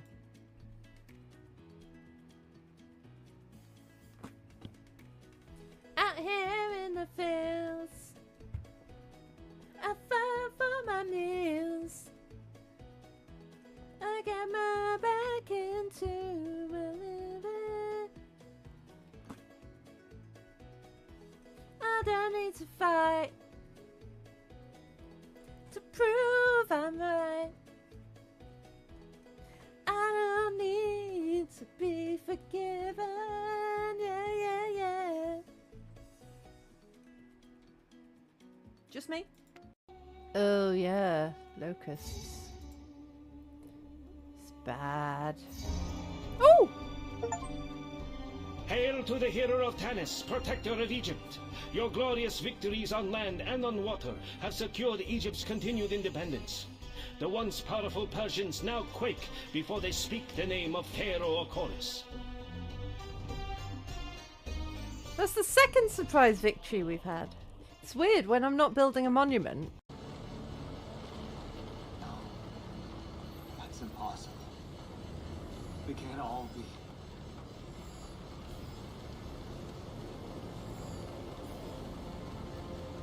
Why? I feel like mostly, dude, because if they were all alive and everything was working fine and everyone was happy, there wouldn't be much of a game.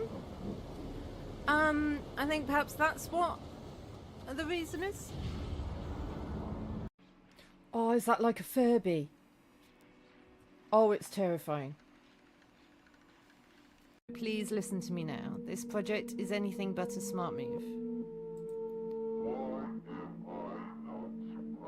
Oh, we made him angry.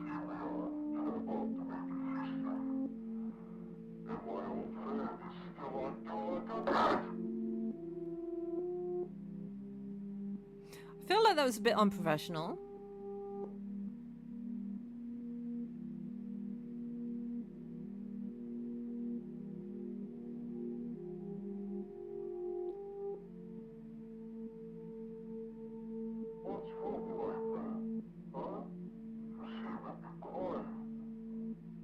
Has he got like a devil mouth?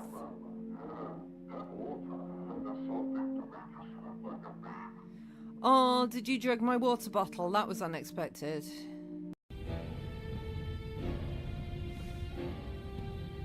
But every time I do that...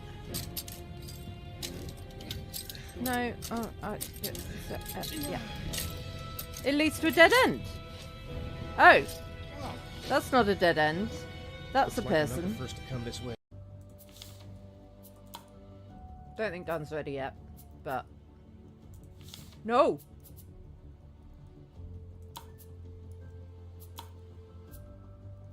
Oh!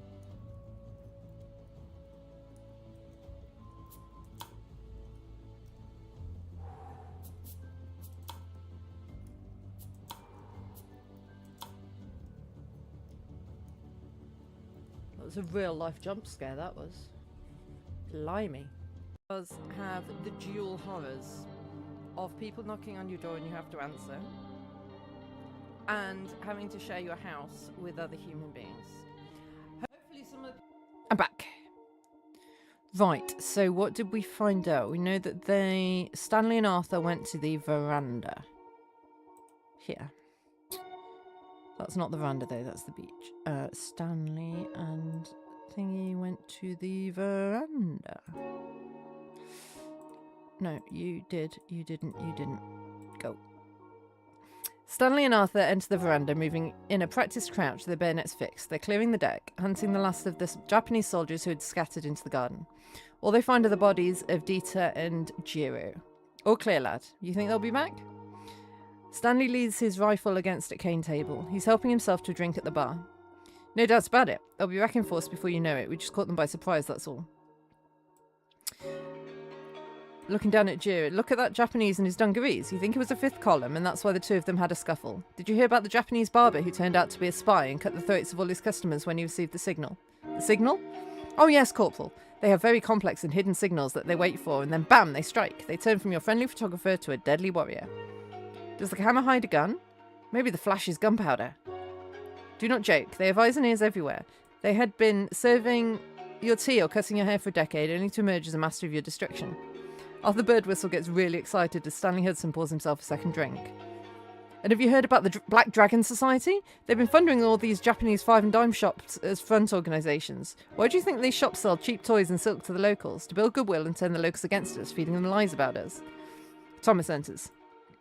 Come on, boys. Party's over. We need to get our house in order on the double. So with those three here next? Yes. Private Birdwhistle, get to the shore and get a detail together. Carry these men and the other civilians from around the estate to the chapel yard next to the cemetery. They deserve a respectful burial. We do it properly by the book. Arthur steps outside. The fire at the clubhouse is still raging. And Hudson, when you're done with that drink, do me a favour and help organise the quelling of the fire over there. It's getting dangerously close. On it! Loud screams erupt from outside. The Japanese are coming out of the water. Help! Thomas Miller rushes out to the shore to see what's going on. So does that mean Arthur and Thomas are at the shore?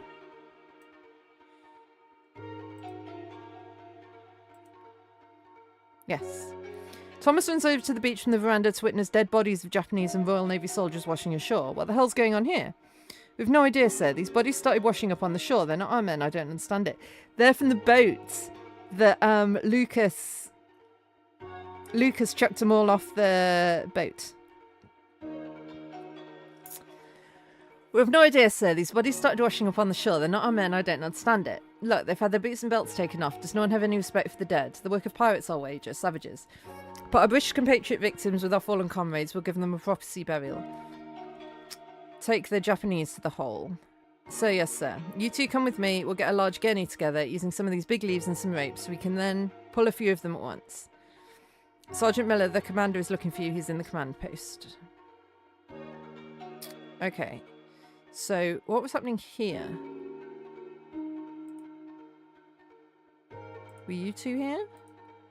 Yes. The beach... Oh, alright. The beach is a shamble of smoke and spent ammo. Thomas Miller and Reginald Fairfax lean against a palm tree watching the clubhouse blaze. Thomas Miller takes a pack of Lucky Strikes out, their cigarettes, and offers one to Reginald, who refuses. It's bloody tragedy, isn't it? They're not going to let off. They started like they mean to go on. Kota Bharu in northeast Malaysia was a crucial military hotspot and the site of the first major battle of the Pacific War. Kota Bharu was a bloodbath. Our men and the Indian troops fought valiantly from what I hear, but the Japanese took over with unbelievable speed. And that was the same time as Pearl Harbor. They're very cunning and organised, you have to give them that. Not just Hawaii. They struck Hawaii, the Philippines and Malaysia simultaneously. Terrifying. And my brother, he's stationed in Sandakan. He tells me they raced down the Malaysia... They are brothers. They raced down the Malaysian peninsula on bicycles. Top Brass was saying the jungle was impassable and they proved them wrong on bloody bicycles. Can you imagine? He finishes his cigarette. Right, I'd best make sure my men aren't pissing in the wind. Just remember, they sunk our 2 unsinkable battleships in less than 3 hours. Our time here is over. We just need to retreat gracefully. Have fun eating your food. What food did you get in the end? And yeah, thanks for being here. And thank you for the luck. And thank you for the information about esoteric ebb as well. That's very useful to know that it's a lot of talking. Drink up. Thank you. Thank you, Josie. I'm not saying that doom and gloom to my men. I don't want deserters on my hands. Thank you very much. Can't give you all the answers. You'll get too spoiled. All right. I will try and puzzle that out on my own. Okay, so what clue is this giving us?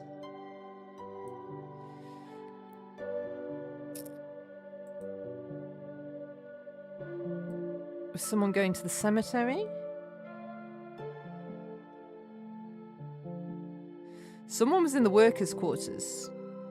Was it you two in the workers' quarters? Yes. Oh, okay.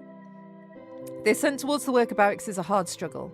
Arthur Birdwhistle leads the detail while the boy seamen cling to the ropes of the makeshift gurney pulling it up the hill. One of the boys lets the rope slip and Arthur holds on hard. Steady it, boys, don't let it slip. If we let them slip down the hill, we'll be all day getting the bodies out of the bushes. They're so heavy, and sir, they're starting to smell under the burning sun. It's unbearable. Come on now, we're nearly there.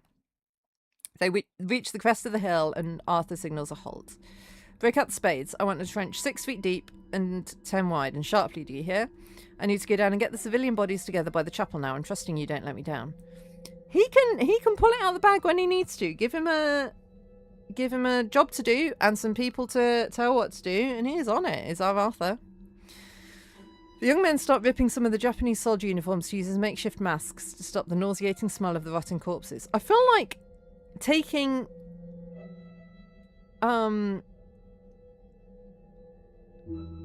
fabric off the rotting corpse to use as a mask to stop the smell from the rotting corpse isn't going to work, because probably the fabric smells like rotting corpse. Cynthia ascends the slope towards the workers' quarters and the stench just hits her like a brick. It's only been a few hours, but the heat's already affecting the decomp of the bodies. As she reaches the top of the hill, her mind cannot comprehend the mound of bodies lying in front of her. A detail of boy seamen have the ghoulish task of digging up a mass trench. Wait, tell me, you do only have the Japanese soldiers and pirates for the pit, I trust. You're not committing any of the civilians that were murdered to this dog hole.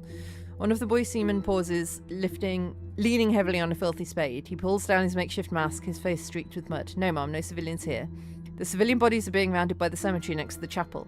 We're keeping the Imperial Infantry separate, as per orders. Mind you, I did find a young house girl by the jungle entrance, but we've left her there under the tree canopy for now. She'll not Well, she'll keep better there until the detail moves up. A young servant, could be Isia didn't see her during any of the commotion. She salutes the young man as you were. The boy replaces his mask and returns to his terrible task. Okay, yep, so then Cynthia went to the jungle and Arthur went to the chapel. Or the cemetery. The atmosphere by the chapel... Oh. The atmosphere by the chapel is a world apart from the rest of the estate. It's eerily peaceful. Arthur has gathered in new detail, hand-picking older seamen to carry the bodies of Jeremiah Goodwill and the other victims enveloped in white sailcloth and Union Jacks retrieved from the launches. They place them gently on the grass, side by side with quiet reverence. Arthur stands there with men for 1 minute of silence out of respect before they get their cigarettes out and take a well-deserved break by the stone wall of the chapel. Okay, we're nearly there, guys. What have we got left? The mess hall. What's this telling me? Blah, blah, blah, blah, blah. Thomas will be grabbing a spot of food. So Thomas was in the mess hall. Here. On his own? Presumably. Yes. Yay! We've worked out everything that happened. Thomas Miller is enjoying his soup quietly, reading a month-old newspaper grabbed from the library when they were chasing the Japanese out of the house. A private comes to sit down next to him. Sarge, I want to apologise for the false alarm by the shore earlier. I'd just never seen anything like it. It's quite alright, Private. It's been a hell of a morning. We're all on edge. Still, what do you think happened to them? It was so random and savage. I don't think we'll ever find out, so I'd put it out of your mind. Just get them out of the water and put them with the rest of the victims. Now, if you don't mind, I'd like to get back to my reading. Sir, with all due respect, this is old news. You do know that. It just relaxes me to read about simple things, simple pleasures and petty squabbles. Takes me out of this grisly life we're living currently and gives me hope we can return to normalcy someday. Right you are, sir. I shall leave you to it. So we've finished this place. We've not finished the game yet. But everything's green. Love it. So, back to Cynthia's journey. So, the Goodwill Plantation. Does that mean we've got everybody here? No. Nothing happened. Oh, no, here. Yes. It's the commander in the command post. Good evening, Cynthia. I'm appraising the current situation. Please take a seat. We've done what we can here, sir. The fires are out and the dead are committed to the earth, but we know the Japanese are merely regrouping in the mangroves. They'll be back soon and they'll bring heavier metal next time. Precisely. The navy is spread very thin. I'm pulling my boys back to the ships to screen the case. The green mist is carrying out west. We should be able to avoid it. We can't hold this location for long. I understand, which is why I must beg your indulgence. I need to strike Sandankan immediately. My intended is there. I was due to reconvene with him after this job. Studying her for a long moment, then nodding slowly. Quite. You're intended. You don't have to tell me your reasons, but don't take me a fool. I can't spare a platoon, but I can give you a scouting party. I would very much like to take Miller and his men. They've proven useful today, and they seem to have the right background for this trek through the jungle. I do have a task they would be well suited for that would also meet your needs. 2 birds, 1 stone, as it were. They'll act as your escort and an early warning picket. If they sight any Japanese patrols moving through the primary forest, they're to double back and signal. And their orders once we reach the capital, they are to reconvene with the governor at Government House. They can carry my dispatches, all the updates on the Navy's movements, and the necessity of an immediate evacuation. I'm obliged, Commander. Just one last thing. Speak. Who arrived earlier? I saw them arrive by steam engine when I was by the jungle entrance. I don't know what you mean. I could have sworn I saw you go up and greet them as I was coming back down. I must have imagined it. Godspeed, Cynthia. As she exits, Reginald looks up. Say hello to John for me. Cynthia stops short, turns around and pulls a small photograph from her pocket. She looks at it for a moment, then hands it over to Reginald. It's John a few weeks ago. You keep it. The party gathers at the edge of the plantation, where the once manicured croquet lawn meet the green wall of the jungle. I mean, presumably it's still manicured, it's just now a bit corpsey. Is everything grey too? Did you track the shaman? I did track the shaman, yes. I believe.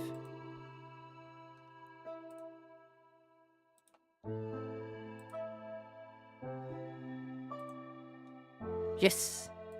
All done.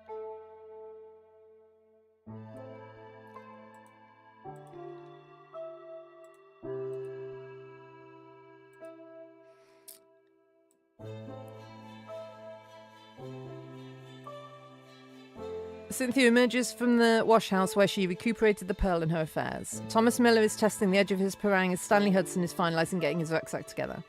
Right then, miss. The trek to Sandakan is a beastly business in this weather. The mud is knee-deep and the leech so abundant. Oh. It's one reason why I've never been tempted to go anywhere jungly. The thought of leeches just... Oh. I've never been anywhere jungly. I don't like insects, and I don't like leeches. They just make my skin crawl. Ugh. I've been to Africa, but not to the jungly bits. I went to the deserty bits.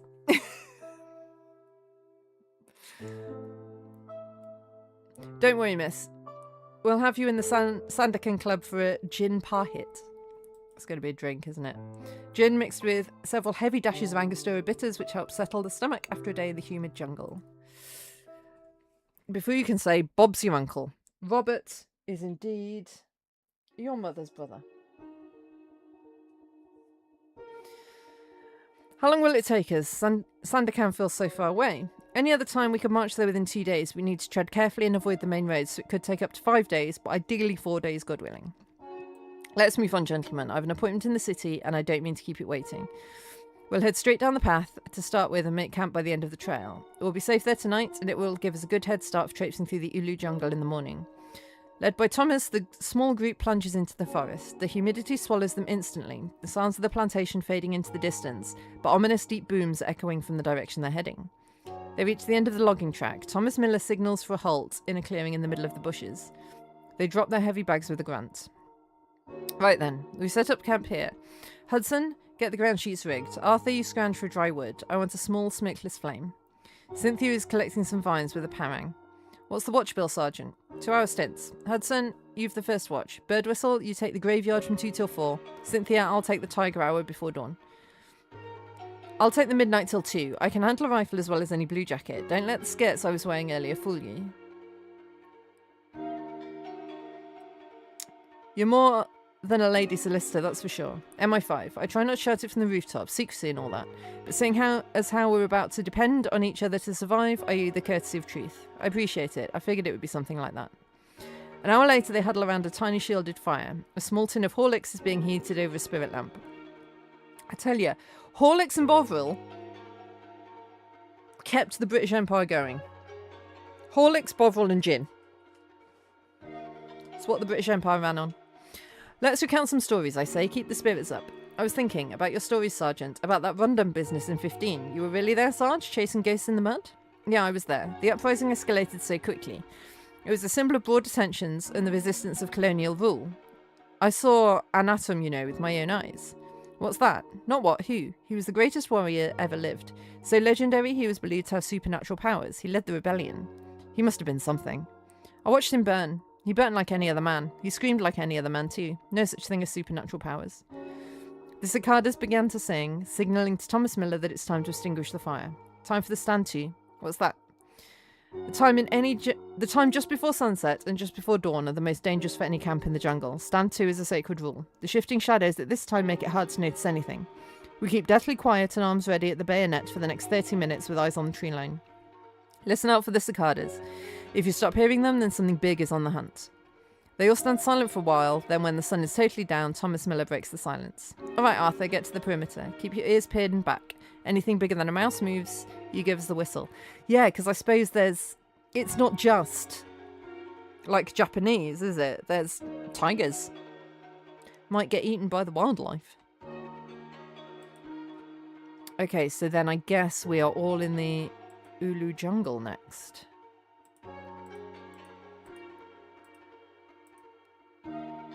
Cynthia Seville is standing on guard at 3 AM, chewing on a licorice root, staring at the orange glow of the destruction happening miles away from them. Stanley and Arthur are fast asleep. Thomas taps her on the shoulder. Go rest. I have it from here. I'm not tired. I'll start up a small fire. Do you want a brew? That would be grand. Cynthia gets the water on the boil. So what's an MI5 agent doing in this neck of the woods anyway? I'd really like to know too. It all seemed so simple, but it all went to hell when the Japanese landed and I'm so far away from my loved ones. It just doesn't seem like it was worth it. I think that's how everyone feels about this bleeming war. Brew's ready. They sit in silence for a few hours, then the others wake, and they dismantle the camp, making their way down into the thick of the jungle.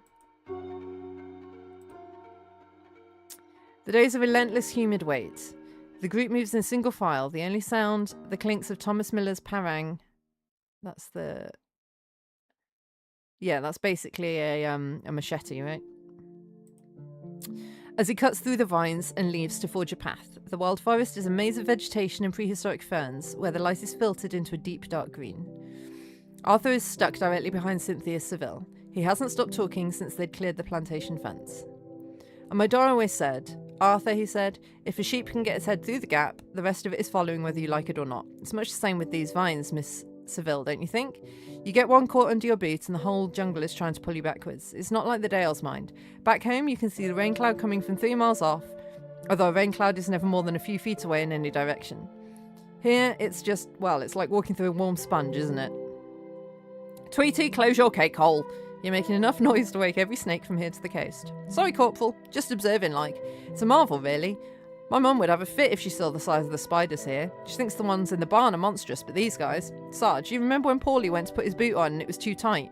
So he put the boot to his face to have a good gander and this massive spider just jumped out straight on his face. He screamed like a girl. Absolutely hilarious. Suddenly, a violent crashing erupts in the canopy directly above them. Branches snap like pistol shots. Arthur lets out a high-pitched yelp, stumbling back and nearly bowling Cynthia over as he fumbles to bring his rifle to his shoulder. Japanese! In the trees! They're coming down! Hold your fire, you daft bird brain. A large monkey swings into view, its nose twitching as it lets out a small squeal and vanishes into the high branches. What were you saying about Paulie? Unless that monkey's a Japanese spy, I think we're safe for the minute. You nearly put a bullet in the Sarge's rump. Lord, give me strength. I'm a sergeant in the Royal Marines, not a bloody nursemaid. I should be helping Fairfax protect the Empire. Instead, I'm trekking through the Ulu with a milk boy who's scared of his own shadow. I would be like that in the jungle, to be fair. By dusk, they find sanctuary in a shallow limestone cliff perched on a ridge. It's damp and smells of bat guano, but it offers a view of the lowlands stretching towards the distant coast. As the light falls, a series of dull booms can be heard faintly from the north, where Sandakan lays. The sky begins to pulse orange. Dark plumes of smoke, barely visible against twilight, rise in the horizon. Arthur Birdwhistle is staring out in a mixture of awe and fear. Sarge, those aren't fireworks, are they? No, son. Those are the oil go-downs at the harbour, and that glow, that's the city burning. They won't take Singapore, right, Sarge? My dad said Singapore was a fortress. He said we'd be home by spring. Home by spring? Tweety, your dad's been reading too many stories. Birdwhistle, get the spirit lamp going and grab some food from the pack. We've a long slog tomorrow and I'll not have you fainting because you missed your tea.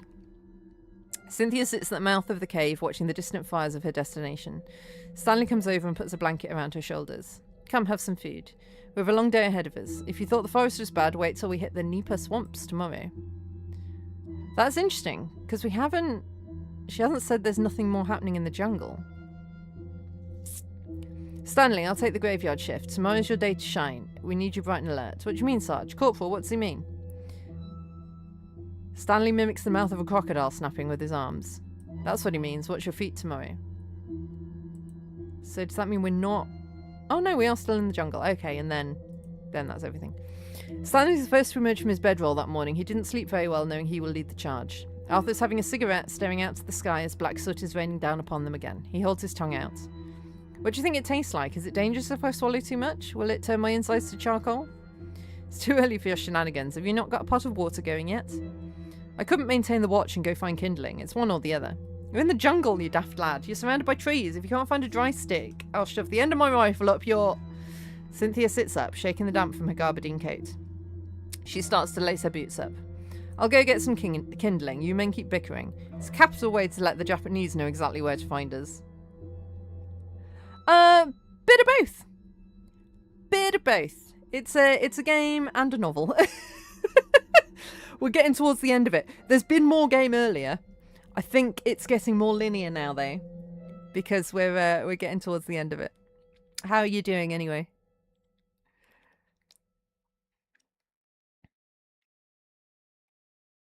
The wind. I ate it? You hate the wind? Or you ate the wind? I think I'm more scared of you if you ate the wind. I'm fine too. glad you're okay. Right, so we're in the Nipa swamps now with all of you, I guess. The group is waist deep in brown water. The mud beneath clings like grease. Thomas Miller leads the way, his eyes constantly scanning the muddy banks. Watch your footing, and for the love of God, keep your muzzles out of the muck. If you pluck the barrel and pull the trigger, the rifle will blow up in your face.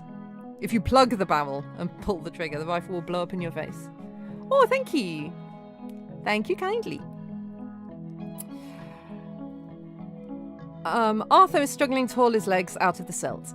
It's like walking through the treacle sarge, only treacle doesn't smell like a clogged drain. Careful, Tweety, you're splashing like a beached whale.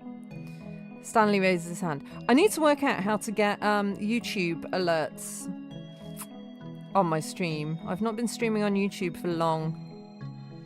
I've got the chat sorted, but I don't know if I've got YouTube alerts sorted. We'll see. If any appear.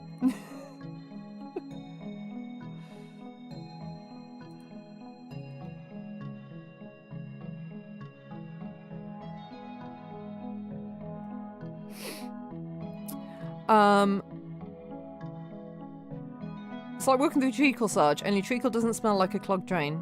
Careful, Tweety, you're splashing like a beached whale. Stanley Hudson raised his hand. Freeze, nobody move a muscle. Cynthia goes rigid, her hand instinctively finding the grip of her revolver. 10 feet to their left, a path of flattened mud curves into the water, indicating a fresh crocodile slide. The reeds are still trembling. Even Mr. Beast streamed with 0 viewers, and speed too. I've got viewers on Twitch. I'm not giving up. YouTube, like I say, YouTube, I've only started streaming very recently. Twitch is where I mainly have been streaming.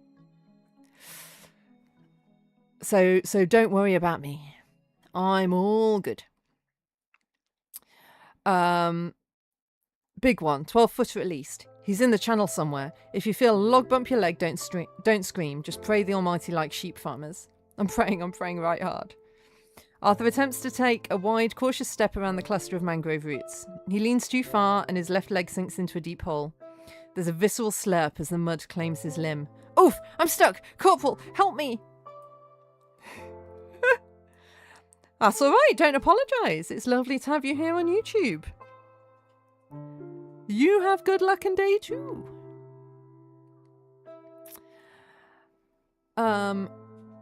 Stanley starts pulling on the lad. Pull, Tweety! Heave! Arthur lunges upwards with a desperate grunt. He breaks free, but his left foot emerges coated in stinking black slime. His army-issue boot remains buried 3 feet down, lost to the swamp forever. Can't have been tied on very good. My boot, Sarge! The bloody mud's gone and eaten my boot! We haven't been out 2 days yet and the Imperial forces are already down to 1 shoe. Hudson, give him a hand. We can't stop to dig for it. As they navigate a bend in the narrow creek, a small sampan emerges from the bank. It's steered by a local man. A local dugout canoe. Yes, Tiggy? Hello, darling. What's up? Is it? You haven't found any more mice then?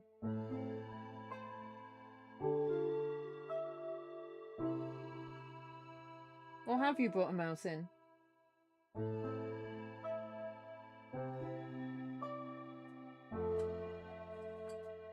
Oh god, she has brought a mouse in. I'm sending all you guys on a break while I deal with the mouse. This is the 3rd mouse in the last 12 hours. No, the last 24 hours that Tiggy's brought in. I think mice have had babies somewhere. I will do when I get back. I have to deal with a mouse incident right now. Enjoy the break.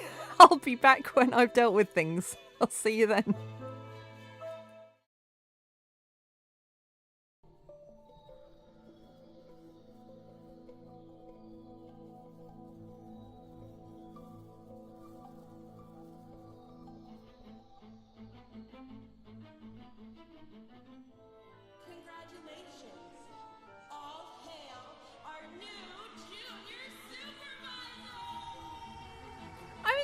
Supervisor.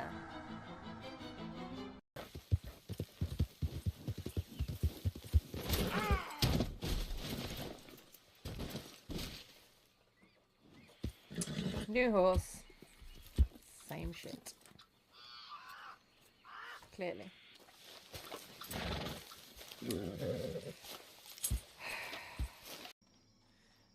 Do I have to jump over this? Oh, Q to roll. Woo! Woo! Woo! Forward rolls uphill. That is impressive.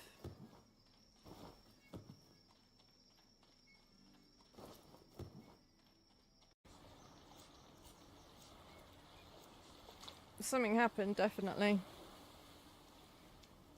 But you know, it was just a little bit of torture and electrocution and interrogation. Oh, I've got enough money for a lockpick.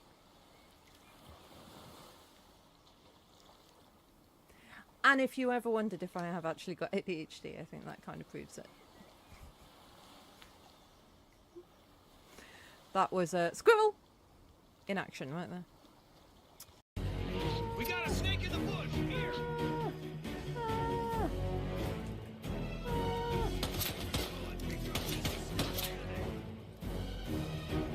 Why can't I find any stairs? Yeah, we're all screaming and running this way. Yeah, we're screaming and running all together. Ah! Ah! Ah! Ah! Ah! Ah! Scream and run, scream and run. Ah! Ah! Ah! Ah! There's a maniac in the house, guys. Go get him. But bye. Bye now. This is really sad. Oh, I'm crying.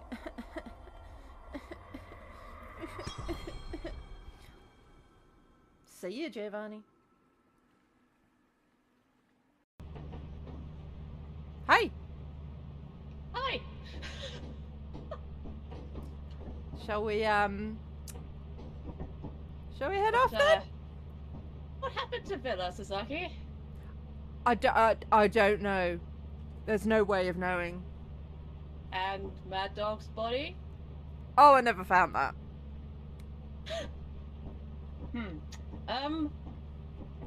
You know what? I'm gonna give you the benefit of the doubt and let's just go. I think we should. Yeah. Let's go. Yeah. Just talk to me. Please, don't. Did the murder, run a murder spree, killing all the people, da-da-da-da-dee. Murder, murder, murder, shoot them in the face. Kill them all dead. Something that rhymes with face.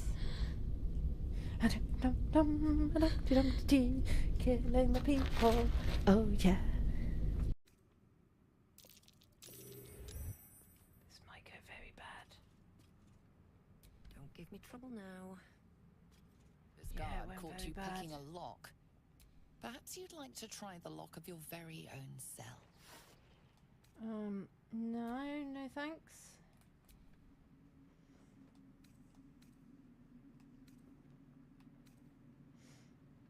Yeah, I was just looking.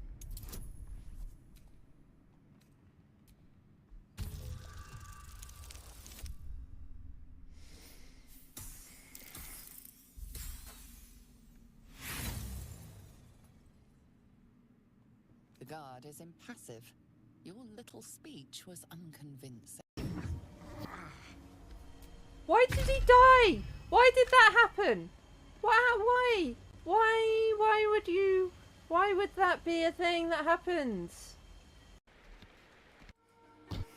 I'm back. And I bring the fierce huntress.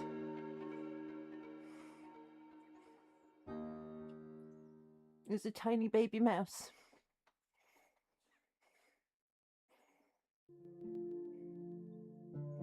I've now locked the cat flap. She's very angry with me. Because I've locked the cat flap so we can maybe go a few minutes without another mouse incident. What do you think?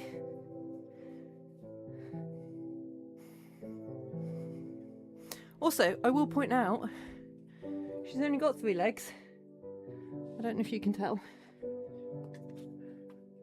So,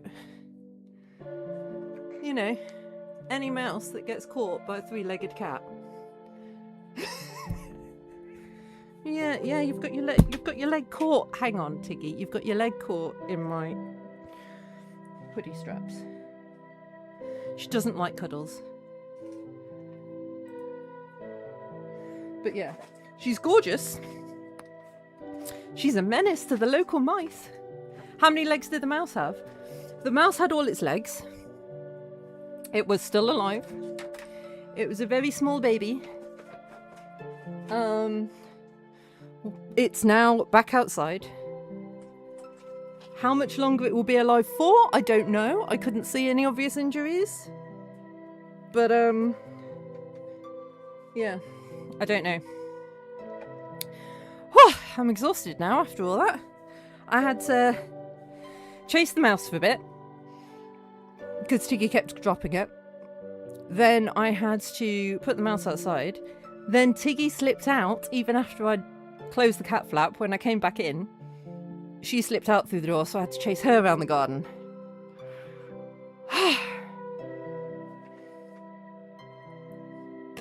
And now I've got cat hair in my mouth.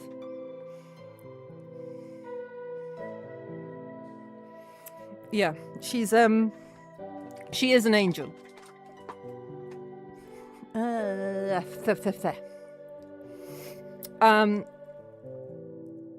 And at least I know I'm never going to have vermin in my house, because Tiggy's on it. Euclid, by the way, is asleep in his hammock there. He missed the whole thing. He's fast asleep. He says he's too old for my shenanigans. But yeah. So we had a mouse at about 5 o'clock last night.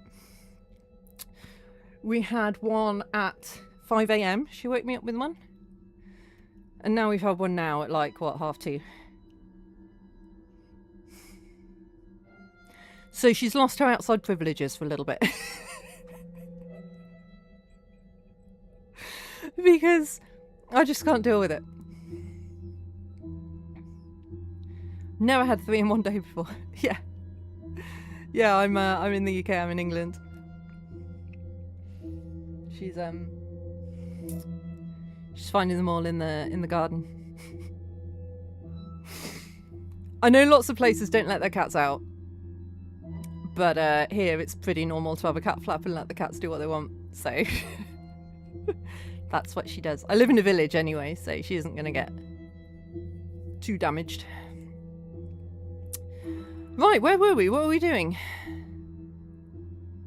Before we got interrupted by a mouse incident. As they navigate a bend in the local creek, a small sampan appears from the bank. It's steered by a local man. The boat is dangerously low in the water. Oh, you were asking me what this game's about. In essence, I mean, you've missed most of it. The previous episode is on the YouTubes that you can watch. But we are detectiving, hence the thinking cap. We're detectiving what happened to all these people in Borneo in 1941. So it's all World War II-y.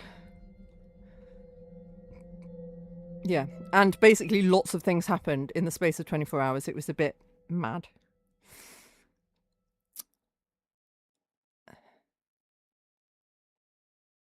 Did you missed the Mousident and Tiggy acid flowers? No, Sherlock Sunday was originally Sherlock Holmes games, but I ran out of Sherlock Holmes games to play, so now it's just detective games. But I still wear my thinking cap. I've got Search for the Golden Idol pins on my hat as well for extra thinking power. Yeah, acid flowers. We had a Mousident, and Tiggy made an appearance on stream. And I think you missed it. I had to disappear and deal with a mouse that she'd brought in, the third in 24 hours. Right. 2 small children sit at top of the pile, staring questioningly. Tabek. Where'd you go, Pack? To the city? I look like a female Sherlock Holmes. I mean, it is just literally that.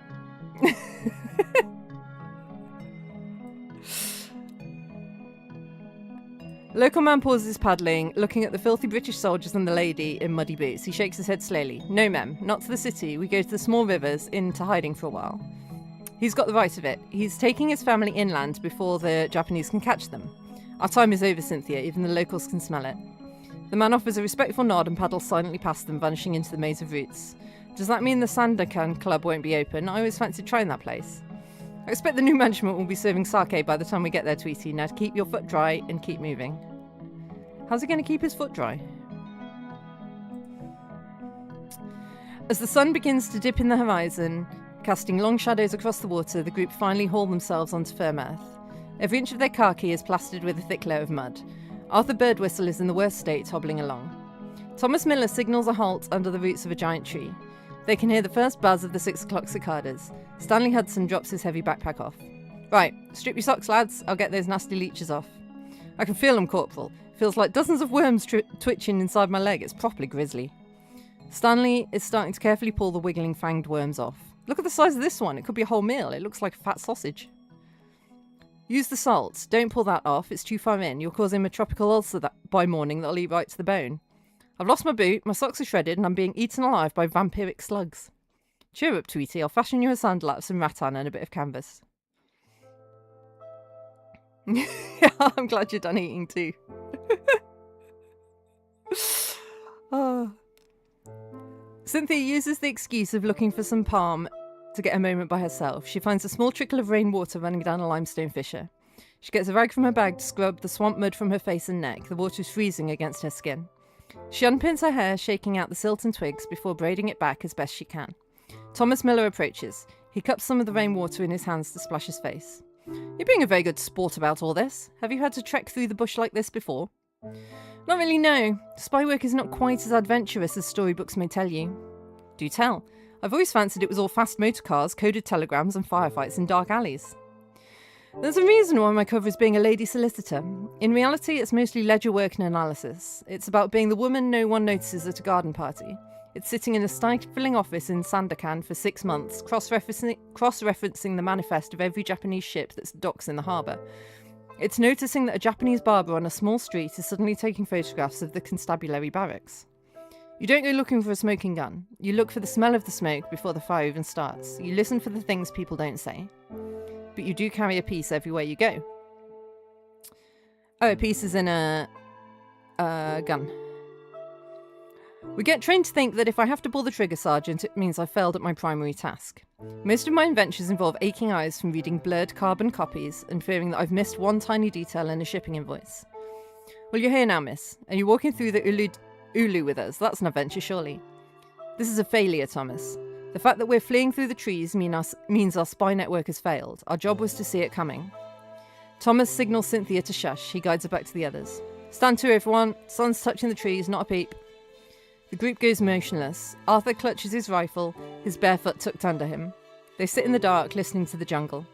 When they finally get to set up camp, they find a small cave in the limestone. It's easier to protect, and they'll be able to rest more easily if only for one night. I wonder if there's going to be any more game. Or if it's just linear from now on. Oh. No more secrets in this location. It begins with large clouds forming above them, then the heavens break. I'm wondering why, by the way, we've still got the pirate knocking about. This dude. Is he going to come back into it?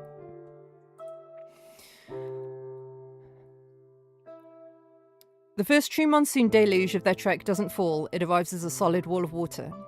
The group is startled from their sleep when the cave fills up with water within seconds. They grab their bags and boots quickly and run outside. I've never seen anything like it. That's not rain, it's a bloody waterfall. Stop messing around, grab everything you can before it all gets swept away. It's a godsend is what it is. They use the force of the water to scrub the crusty mud of the Nipa swamps from their arms and chests. They hastily wrap their clothes on low-hanging branches to let the rain soak them through, and they use the hilt of their parang to batter them clean. As suddenly as it began, the deluge stops, followed immediately by rising steam, as the rainwater evaporates in the heat. Right, fun's over. Hudson, get those ground sheets spread. We need to dry the kit before the humidity turns everything to mould. Tweety, dry your sandal. I'll not have you hobbling on a wet foot. We've got a long slog ahead. The ground's going to be like a skating rink after that lot. The sergeant's right. We're heading to the limestone ridges of the Gomatong outskirts. They will be very slippery. We must cross them before the afternoon heat. New location. Same people. After the low muddy swamps, the terrain rises sharply into limestone ridges where the air gets thinner as they climb up. The wind shifts, carrying the stench of ammonia from the droppings of millions of bats and swifts from the cave above. Keep a lookout for swift nests. They're not only edible, but a delicacy, and they preserve for weeks. Edible nests? How are they edible? What are they made of? Saliva, lad. It's solidified bird saliva. That sounds foul. I wish you hadn't told me that. You asked, Birdwhistle? Will you two shut up and concentrate? I don't want you losing your grip and slipping. Let's just keep moving. The group is scrambling up a steep, rain-slicked ridge. Arthur Birdwhistle is struggling mightily with his makeshift sandal being especially slippery. Arthur sees some shadows up above and looks up. High above them, swaying in the breeze, are hundreds of wooden ladders and vine ropes. They hang from the mouths of the many caves that form the top of the Gomantong. Good heavens, what are those for? That's where the collectors live, lad. The swiftlet nests are up there. Like I said, they're a delicacy. But how did they get up there? They climb, Birdwhistle, they climb. Blimey, you wouldn't catch me up there for all the king's gold. Those collectors must have hollow bones. Seems they've bolted a while ago from the state of things, Stanley. Ah. Incorrect. So someone else is here? Question mark? Ha ha ha! They reach a small plateau, a natural shelf on the cliffside. The group is winded. Thomas Miller signals for a brief rest, but before he can even seat himself, he notices something jump from the shadows. A dozen figures step out from behind a screen of giant ferns. They are Suluk marauders, pirates with their chest etched with tribal ink, brandishing swords and rifles. Stanley Hudson scrambles to his feet, snapping his rifle up to his shoulder. Ambush! Form a square! Arthur whimpers as he fumbles with his bolt. Sarge, they're everywhere! It's a hopeless standoff. The pirates have the high ground and the numbers. Cynthia Seville and the British soldiers are backed against the sheer limestone wall. One pirate, a man with a vicious scar across his throat, steps forward, his blade levelled at Thomas Miller's chest. Just as he prepares to swing, there's a sharp whistle from the rocks above. Ludwig Harrow emerges from the shadows of a fissure. A heavy pistol tucks into his crimson sash. His eyes fall upon the group, eventually settling on Cynthia Seville. A slow grin spreads across his face. Wait, is he a good guy now? Question mark. Well, I'll be the son of a sea cook, the lady solicitor. I thought you'd have been gutted by the Japanese by now. Cynthia steps forward, her hand remaining on her revolver, her voice steady as ice. You're a long way from the plantation, Harrow. The world is upending itself, my dear. A man must find the high ground when the enemy comes from the shores. And you? Trekking through the Ulu with a one-legged boy and a couple of old hands? And tell me, what of Bone and the rest of the poor devils? Did they salvage anything from the chaos? Bone is dead. The plantation is a charred ruin and everyone is evacuating. You are 7,300 kilometers away and your country's time is currently... Are you where this is set? Are you in, like, Borneo?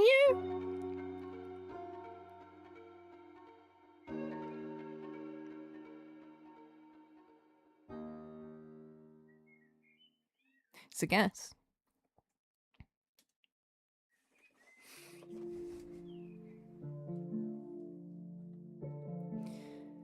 Ludwig Harrow looks genuinely saddened.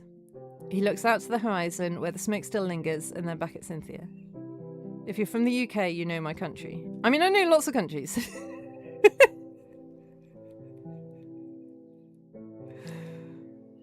But I don't know what 7,300 kilometers away and let me this is another puzzle, isn't it? World times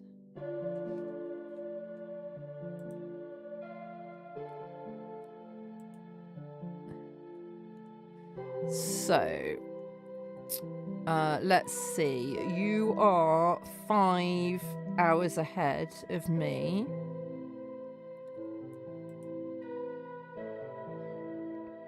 So you could be in India or Pakistan or what's this? A bit of Kazakhstan or Russia?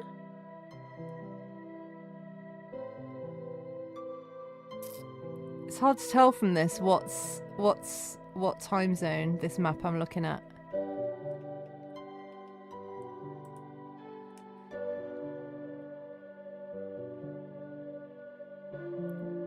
South Asia.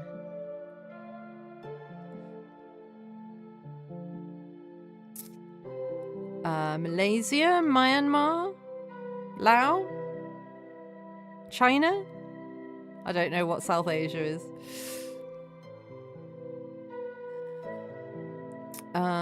Sri Lanka.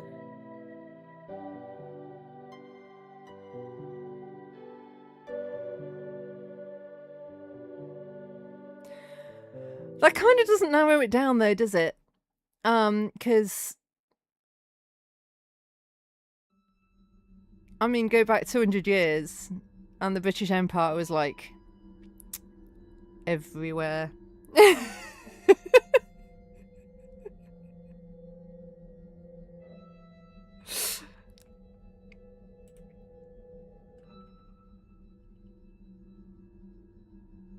Give me an obvious hint.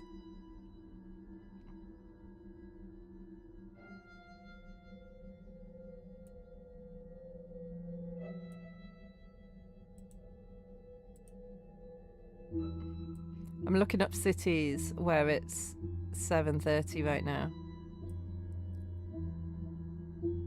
Kathmandu?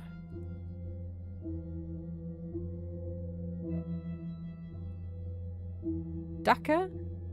Calcutta? Mumbai? Bengaluru? New Delhi? Gurkha Regiment. Ooh! Oh, God, the word's gone out of my head. Where are the Gurkhas from?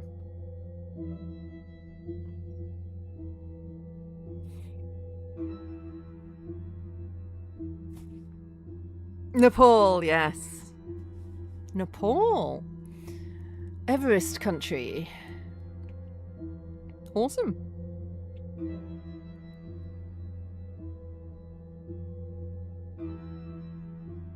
Somewhere, part of the world I've never been to.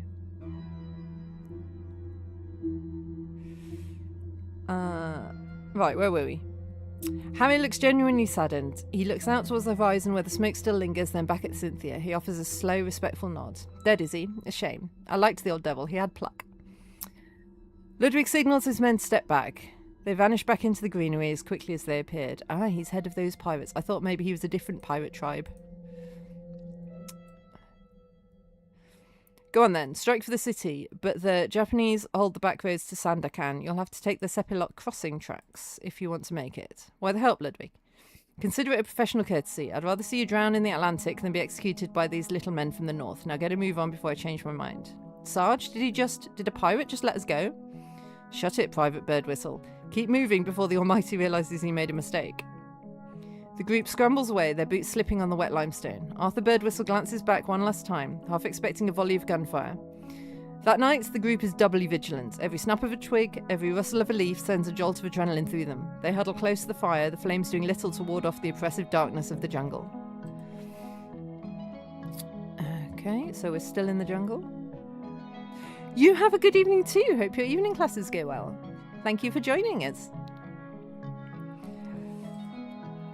The following morning, the group continues their trek through the jungle. The terrain is still treacherous, but the worst of the limestone ridges are behind them. They're making good time, but the humid heat is taking its toll. How much farther to Sepilok Crossing, Sergeant Miller? Not far now, Private. Just over this next ridge, and we should be able to see the coast. As they crest the ridge, they're met with a breathtaking sight. Below them, the jungle stretches out as far as the eye can see, a sea of green broken only by the winding ribbon of the river. They make their way down the ridge. As they reach the bottom, they come across a small clearing where a group of locals are gathered around a fire. Look at that, a proper feed. Let's not jump the gun, it's their feast. We can be polite and stop for a spot of lunch if they'll have us. The locals are a group of Dusun hunters. Largest indigenous group in North Borneo. They're farmers and fierce hunters. They look up as the group approaches. They're wary at first, but when they see the group is not Japanese soldiers, they relax slightly. Good day to you, we're British soldiers. We're heading to Sandakan. The locals nod, understanding the word Sandakan. They gesture for the group to join them around the fire. They seem friendly enough. Aye, but keep your guard up. As the group joins the locals around the fire, they are offered food and water. Arthur tucks in with gusto. Of course he does. This is the best food I've had in weeks. I tell you, Miss Cynthia, if I ever get back to Yorkshire, I'm telling my dad to stop keeping sheep and start keeping whatever these chaps are catching. This is properly grand. Thomas sits slightly apart, watching the Dusun hunters and the rest of his party enjoying the food. He accepts a bamboo tube of water, nodding his thanks to the elder. You know, I've spent the last 48 hours calling you a shambles. I've called you pups, milk boys, and nuisances. Well, you weren't wrong about the nuisance bit where Tweety's concerned, Sarge. I've seen a lot of men hit the Ulu for the first time, men with years of drill behind them. I've seen them weep and break in the harshness of it all. But I'll say this for you lot. You've got guts, more than most in these circumstances. I'll drink to that. They all take a long drink from their bamboo tube, the liquid sloshing over the rim and down their chin. Now we go to Sepilok Crossing, I guess. After they've recuperated from that lunch, they cross into the Epilok Reserve, where the giant... My word, these names are difficult. Dipterocarp trees. Oh, hello. Just got 2 achievements, don't know what I did. The giant dipterocarp trees soar 200 feet into the air, their interlocking crowns weaving a roof so dense that the sun barely makes it through. The forest floor is a world of permanent twilight, surprisingly clear of vines, but full of moss, fungi, and the occasional giant millipede. Ugh. The group moves through the giant trunks, feeling like ants. Even Arthur Birdwhistle has been silenced by the majesty of the place as they walk on the thick carpet of decaying leaves. I didn't think trees could grow this big. They're called dipterocarps. They're the giants of the jungle. The way the light shines through the branches looks like a cathedral. As they walk, they come across a clearing where a large orangutan is sat perched on a branch. It watches them with large, soulful eyes. What? Slowly peeling a wild fruit. I would love to see orangutans. I don't know if I would survive the insects though. Look, Sarge, Miss Cynthia, it's a man. There's a man in a fur coat up there. That's no man, Tweety. That's the true master of Borneo. He's likely wondering what a sorry sight like us is doing tramping through his neck of the woods. He's got a face just like my great Uncle George. He has a bushy ginger beard. Look at him. He's winking at me. The group stops to watch the orangutan.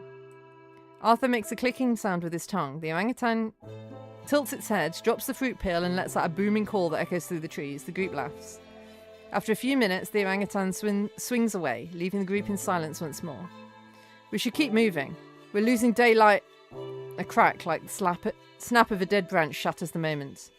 Thomas Miller doesn't scream. He simply jerks backward. Blood starts seeping through his khaki tunic. He looks at Cynthia Seville with a look of profound bewilderment before he collapses into the moss. Arthur looks in horror. Cynthia drops into the dirt. Sarge? Sarge! Arthur, get down, you fool! Stanley scrambles behind a tree trunk, his face pale. What was that, a sniper? From the shadows of the massive trunks, shots crack through the air, hitting the trees around them. Snipers! It's the Japanese! They're everywhere! Cynthia draws her pistol. Get behind me! The staccato chatter of a Japanese machine gun erupts from behind the leaves, shredding the trees all around them. Stanley is propped against a massive root. He shoots in the direction of the muzzle flashes. Japanese in the canopy, 10 o'clock. They're in the bally trees! Arthur is lying there frozen in terror. He's staring at Thomas's lifeless eyes. Look at me, Private. The sergeant is gone. If you want to see Yorkshire again, you pick up that rifle and you fire. Do you hear me? Fire! Cynthia lunges back into the kill zone as Stanley and Arthur provide covering fire, the Japanese bullets kicking up dirt around her heels. She seizes Thomas's bag, containing the dispatches for the governor, and drags it back into cover. From the sergeant's belt, she snatches a grenade. She tears the pin out with her teeth. Stanley, cover the left flank! Cynthia stands, arches her back, and hurls the grenade into a thick cluster of ferns where the muzzle flashes are the brightest. A loud explosion shakes the forest floor, and the machine guns stop for a minute. Now, bolt! Make for the back ridge, don't look back! The 3 survivors flee through the shadows of Sepilok, leaving Thomas Miller's body behind.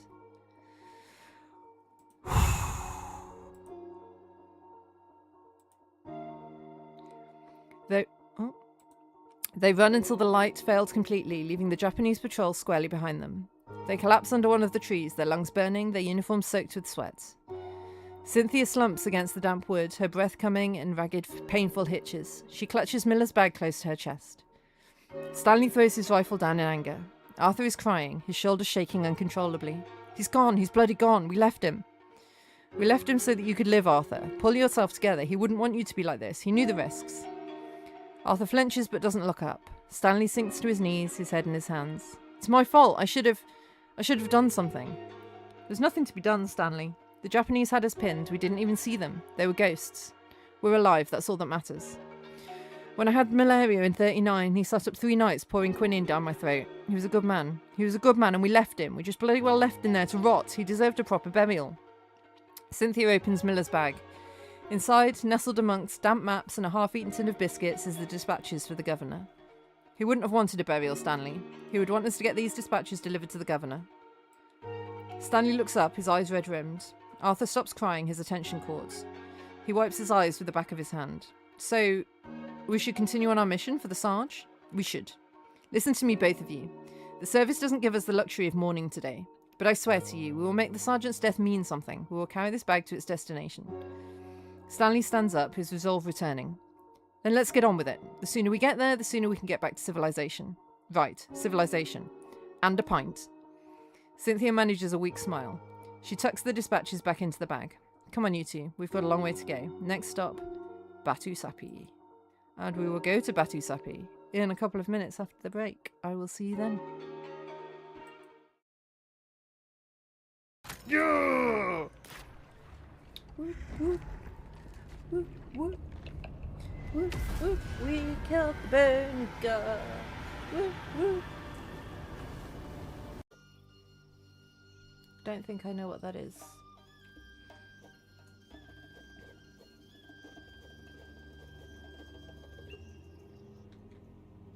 Oh, kebab. Yeah, kebab's good. What? Who's on fire? Where's on fire? What's on fire? Ah! Oh dear.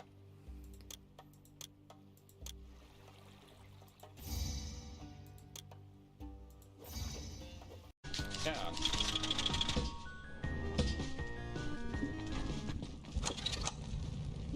Why? Oh my god, it actually worked. Whoopsie. I didn't think that would work. Yeah, I didn't think it was gonna work either. Oh my god. What? Well, gang, it's been fun.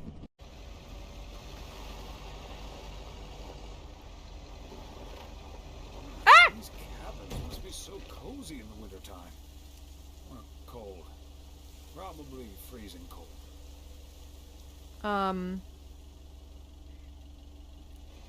Don't think I hit it.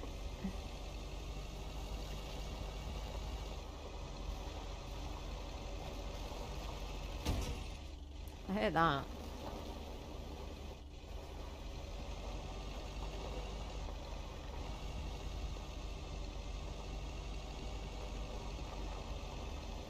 Blown up by the other.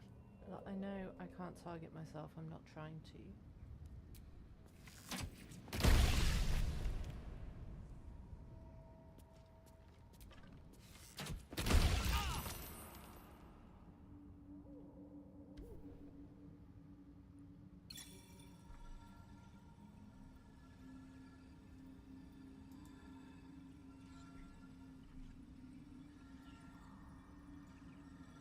Didn't do any of it.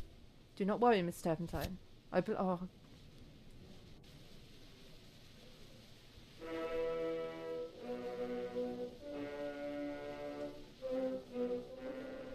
God damn it!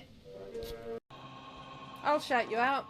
Danberg is awesome and falls off platforms in hell slightly less often than I do. And you should go give them a watch. I can't watch them very much because they live in a stupid country with stupid time zones. But you might also live in a stupid country with stupid time zones, and you might be able to watch them even if I can't. How's that, Dan? I was like, I don't remember this being this difficult, but I keep forgetting I'm playing on hard mode now, aren't I? So it might be why. Ah!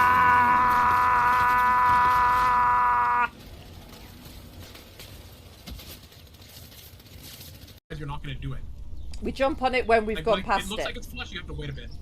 Yeah. Yeah. Like right now. Nope. Oh! I thought you said. It's so hard. Like you got like so little time. I thought you said now, so I jumped. I saw you fall off the edge, and I was like, "Oh, frick!" Oh. Well, I only fell because you didn't jump.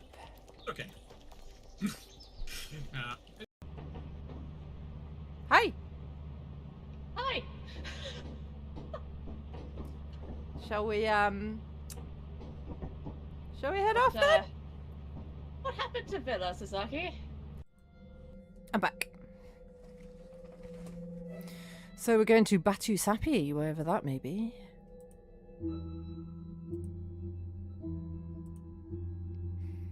They walked all night in silence. They couldn't bring themselves to make camp and just wanted to make good time and reach civilization as soon as possible.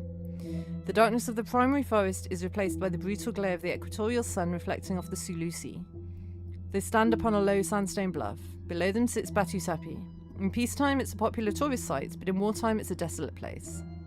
We're out then. We're really out of the trees. Aye, that's the cow. That means we're close now. 5 miles from the Jubilee Tower. The cow?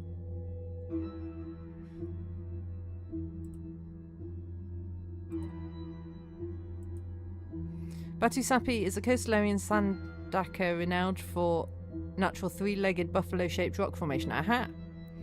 Created by erosion, so that's the cow.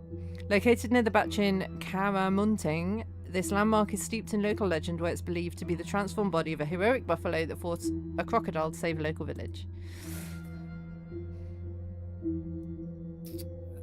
Cynthia moves to the very edge of the bluff, shielding her eyes against the shimmering heat haze of the bay. In the distance, the whitewashed buildings of Sandakan are visible. Oily black smoke spirals into the sky from the waterfront. The sawmills and the oily go-downs are all ablaze. Good God, they've put the whole Bali town to the torch. That's the work of the British, not the Japanese. They're destroying everything on the way out. We need to hurry or there'll be no one left. They'll have all evacuated. Look there, Hudson, by the harbour, behind the headland. Hudson? Oh, Stanley Hudson. I was like, who's Hudson? They can see an Imperial Japanese destroyer sitting at the mouth of the bay, waiting for any British vessel to attempt to break for the open sea. A Fubuki class, by the look of her. She's corking the bottle. No one is sailing out of Sandakan. So what do we do now? Keep moving. We find a way to get to Sandakan. We deliver these dispatches. We'll enter the city from the cliffs.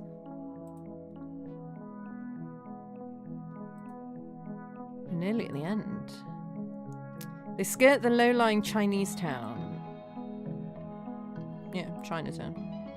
Where the rattle of gunfire and the screams of a panicked population drift up from the waterfront. They make their way to the wireless station.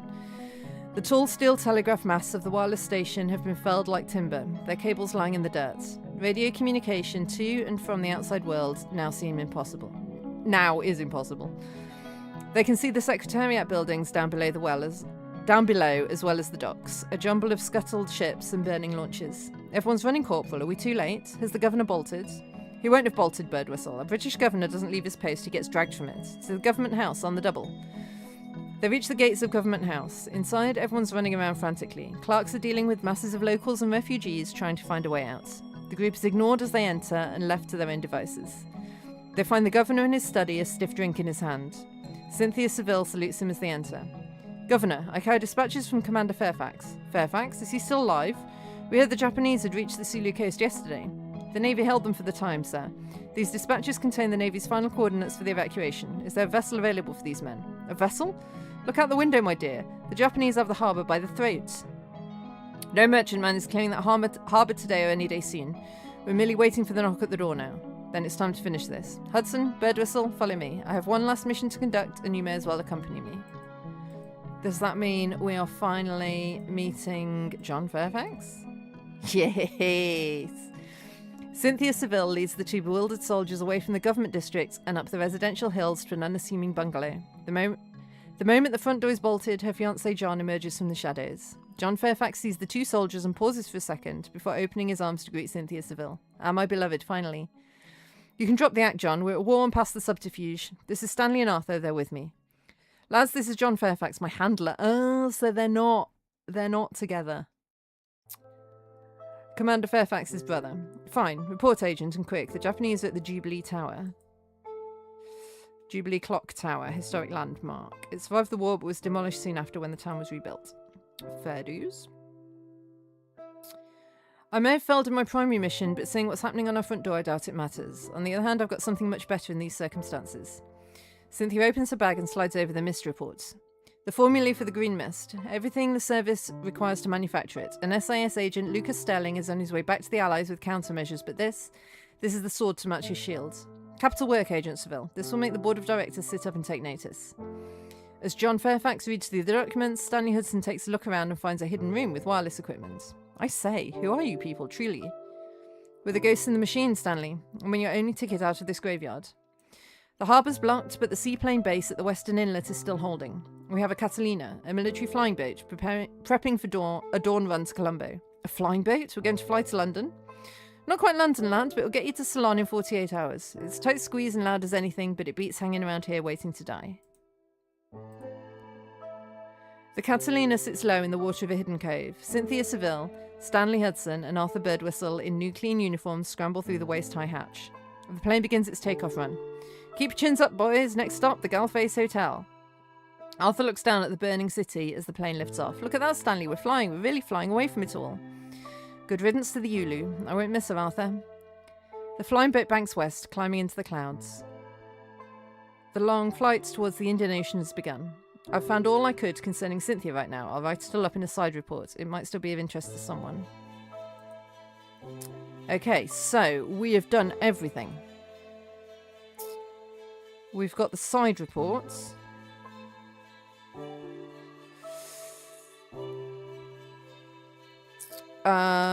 To Mr. Goodwill, I now know what happened to Cynthia. She escaped Sandakan with a missed report and made it to Ceylon. I should try to reach out to her and get her side of the story at some point, but that's not for today. For now, I can close that chapter.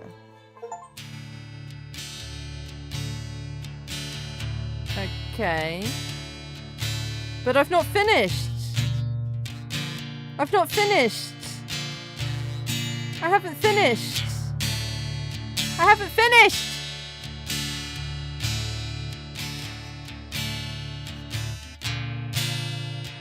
Hi, Deathclaw. I'm hoping I can go back in and do the other two things.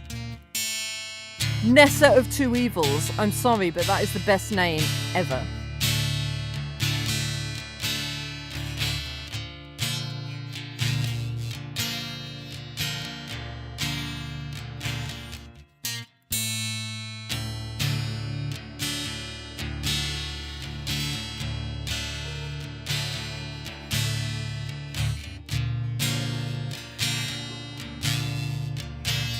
I will be playing the Green Mist over Portland, by the way. 100% when it comes out. I don't know when it's due out. Also, this music is really loud.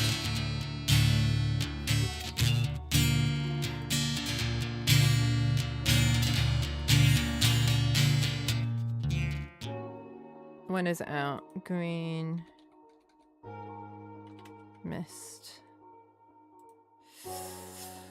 The demo is out now. I'm not going to play the demo because I already know I want to play the game. Its planned release date is Q4 26. So, not too long.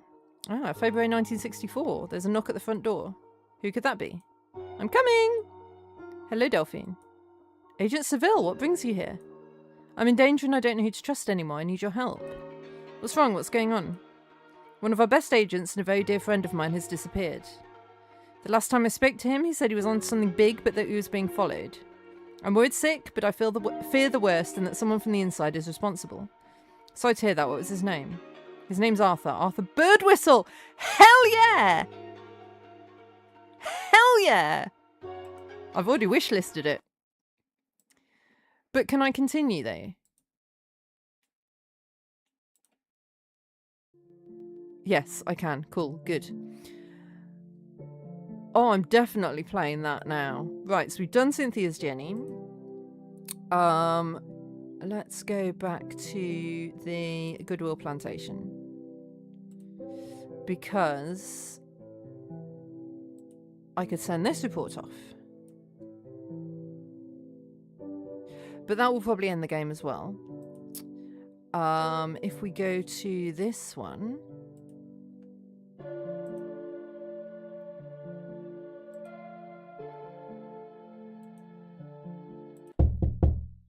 and we do this again.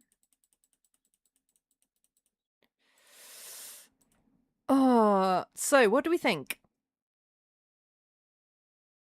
We were contacted to find all this by the brother. I think it's more likely that Lucas lied, isn't it, than that he contacted from beyond the grave. Lucas lied to you.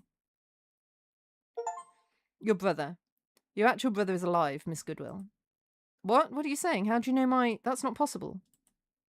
Who are you? Why are you saying these horrible things? We've suffered and grieved enough. I'm sorry. I'm truly sorry. This must come as a shock, but I have proof. Here, read this letter. I'm a sensitive. I can see echoes of the past, and your brother hired me to find out what had happened to you and your father, Loon. He thought you'd both perished that night in Borneo, or he would have looked for you closer to home. But Lucas said... He lied to you, Loon. He lied to both of you. I don't know why, but he hid this truth from you these past few years. Lucas enters the house. What's going on? Rose throws the letter at Lucas. When were you going to tell us? Or were you never going to tell us? How could you do this to her? Lucas reads the letter. I'm so sorry. I didn't want to lose you. I didn't want to lose this. I love you. I love you both so much. I don't understand. How could you say you love me, but break my heart so badly? You saw what it did to me to lose my father and my brother, and then you decided it would be okay... My father and my mother, and then you decided it would be okay to kill my brother too. I was so scared of losing you. He's your actual brother. And he's successful, rich, and I'm nothing. I don't deserve either of you. Well, not now, you don't. What about me? What about us? What did you think it would do to us? I just don't understand why you love me, Rose. I don't either now. I keep expecting you to come to your senses and leave me, and if Loon wasn't around, I feared you would have done so already. I fear you're only with me because it's convenient. You could do so much better than me. You're insane. I would have chosen you, Lucas. In 100 rooms, in 100 lives, I would have chosen you. I loved you. But now... Delphine, can you take us to see Loon's brother? Right away. Yes, of course. Loon? I loved you so much. I loved our family so much. You've broken my heart, Lucas. I hope you're happy. Loon rips the necklace from her neck. Pearls go flying across the room. I'm ready. Let's depart. He's waiting for us at a cafe not far from here. Lucas doesn't say a word as he watches them leave. He just stands there weeping uncontrollably. I mean, I don't know what to tell you, my dude. Well, that's that then. So, that's the game. Let's find someone to raid.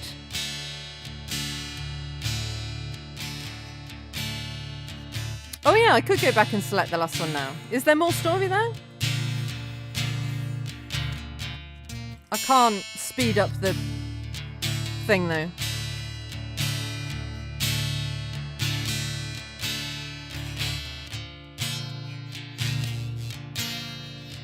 Oh, just the final dialogue, yeah.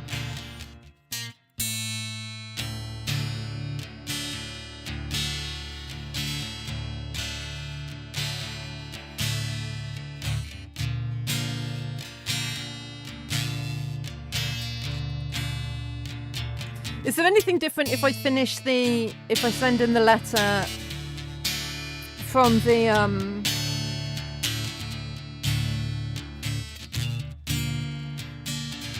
like the letter that's in my inventory? I guess not.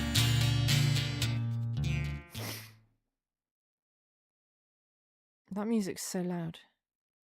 It just ends, yeah. I thought that would be the case. It's annoying that you can't skip the,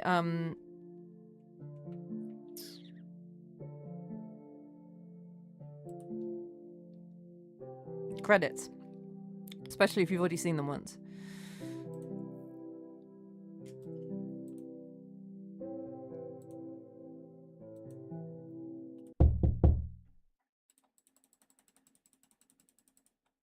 Your brother contacted me from beyond the grave.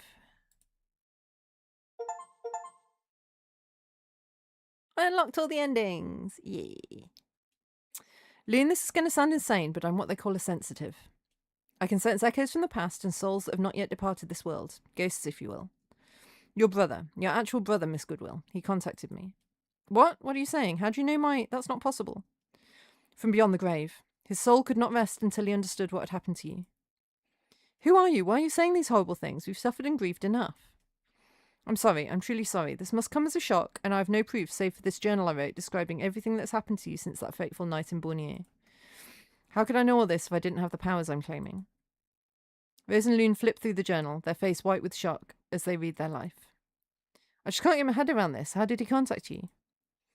I thought I received a letter, but it wasn't actually quite real. In a way I should have known. It came with photos of everyone in the plantation at the time. That is true. That is a very good point. I mean, how would he have got hold of pictures of Canaan and Isia, for example? Rose and Luna staring at Delphine incredulously. I know how it sounds, really I do. I debated long and hard if I should even have come. Lucas enters the house. What's going on?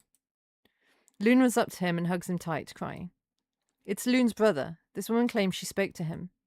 Oh, no, I didn't say I spoke to him. You were sensitive? Wait, you're Delphine? Yes, do we know each other already? Oh, no, not personally, but MI6 has employed you in the past. You've done some amazing work for us and for the country. I thank you from the bottom of my heart. Thank you. That means a lot. Wait, so everything she's telling us is true? After what I've seen and heard, I wouldn't doubt anything she says. Luna gets over the initial shock and finally speaks up. So you're saying my brother cared so deeply about me that he couldn't let go until he found out the truth? Yes, that's what I'm saying. And the moment he discovered you were alive, happy, and living your life, the echo of the letter he'd sent me just vanished, and I felt him leave, finally at peace. The room is silent for an uncomfortably long time. Tea! Where are my manners? Do you want some tea? That would be wonderful. They all take a seat in the sitting room. Did I make the right choice by coming here? Or should I have left you blissfully unaware? Lune wipes a tear from her eye. It's a tear of joy. You made the right choice, Delphine. It's given me some actual closure. Thank you. Oh, and before I forget. Delphine grabs something from her pocket. I went to see Miss Seville before coming here, you see, just to get a sense of whether I should or not, you know? Oh, is Cynthia in the country? Yes, but only for a short while, and it's all very hush-hush. No one should know where she is, but, you know, I have my ways. Anyway, Lune, she wanted you to have this. Delphine hands over a single solitary red pearl to Lune. I guess this is the true ending, then. As a keepsake, lest we forget, is what she said to me. Lune attaches the red pearl to the front of her necklace, a radiant smile on her face.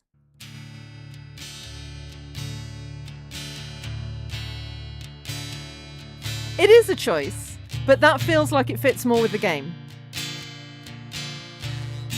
And it does make more sense, I think. Like, not in reality it doesn't make sense, but in context of the game, of, yeah, how would the brother get the photos of everyone who was there? Now I shall find someone to raid.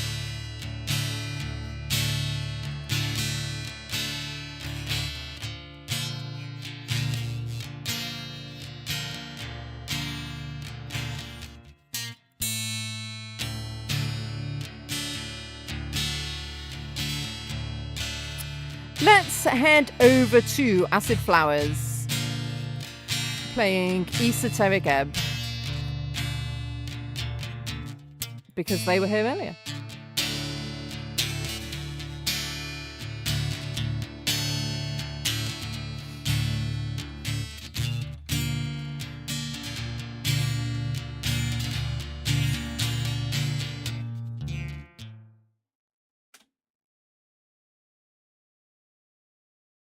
Thank you, Deathclaw. You too.